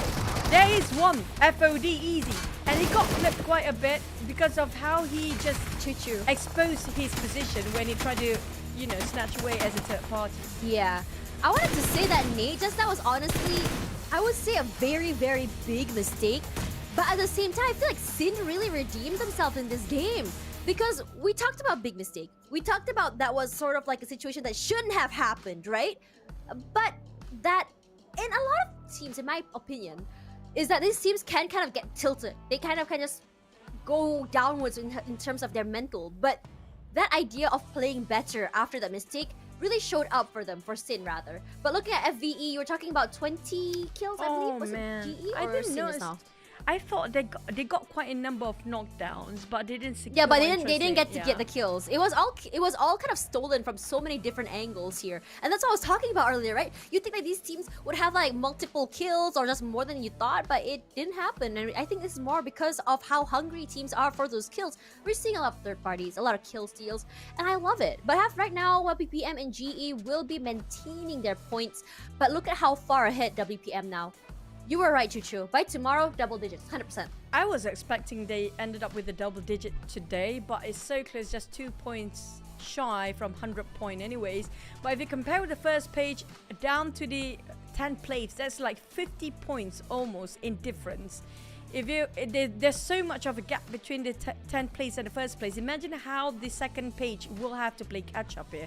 We're talking about 9 points for access of the entire 2 days, and they only secure 9 points in total. 9 points. Imagine 98 to 9. That is a huge gap. I was sort of expecting maybe 20 points, perhaps. I wouldn't be as surprised, but even then, SKR only 12 right now. And I'm curious to know what exactly has been the problem. But wow! Look at WPM today. Total eliminations 151, damage 41k, survival time about 20 minutes each, which was almost the entirety of each match, and top 5 rate is 57%, which means that more than half the time, this team will always gain top 5. And this is what I was talking about, consistency. You don't really want to go out with 0 points. The idea that you can be aggressive at the same time, and I think their aggression for WPM has been huge and phenomenal for this. The understanding that when we win fights, we will also survive, get that reset, get the items for the replenishment, and move forward to the next fight is working so well for them. It's as though this point system is made for their playstyle. I mean, like, you know what? Might as well make all 4 players West Point Mamba players now. We do have all 3 up there, so it's going to be the 4th players not there yet. We do have Michi, Mix, and Federalis, except for I think it's going to be a must that's still not squeezing himself in a season MVP race. We do have Ozja, Astro Axe squeezing in a 4th place here, but it's so minute when it comes to the difference between all these players. I'm waiting for a master actually squeezing in as the 4th player of West Point Mamba to be on the top 4 MVP race. Yeah, honestly, I'm not surprised at this outcome. We've already predicted this, but at the same time, it's kind of like we didn't think it would go this far. And this is why I'm happy that each week gets to reset the player's mental, to reset the player in terms of approaching the game. But at the same time, because you're not playing with the same teams over and over, it also means that you gotta have a new game plan every day. And I think that for teams like Axis, SKR, this is not their week. Axis I wouldn't say they had a phenomenal week last week. I would say that we saw a glimmer of hope. We saw no, they had a terrible week last week. What do you mean? They had a chicken dinner! Come on, you can't say that! That's like, they were in the last place. They were in the bottom I mean, like around the 19th or 20th place as well when it yeah. comes to access. So they really need to bump up their performance when it comes to this week, like it or not, because if not, they might be relegated. Because we're down to the final week here, 4 teams will be out because only the top 16 will play in the playoff. I do know for a fact that West Point Mamba, they have, you know, everything in the back already. But I think that's it for today. I think we're done for our day number. How many total? Day number 7 now. I mean, Time is just a human construct, Choo Choo. Don't worry about it. But we're gonna be with you guys again tomorrow. Sorry for our shortcomings. We try to fix things on the go and on the fly. So be sure you guys stay tuned with us tomorrow. Thank you so much, Tash, for today. And this is Choo Choo and Tash signing out. See you guys tomorrow. Bye.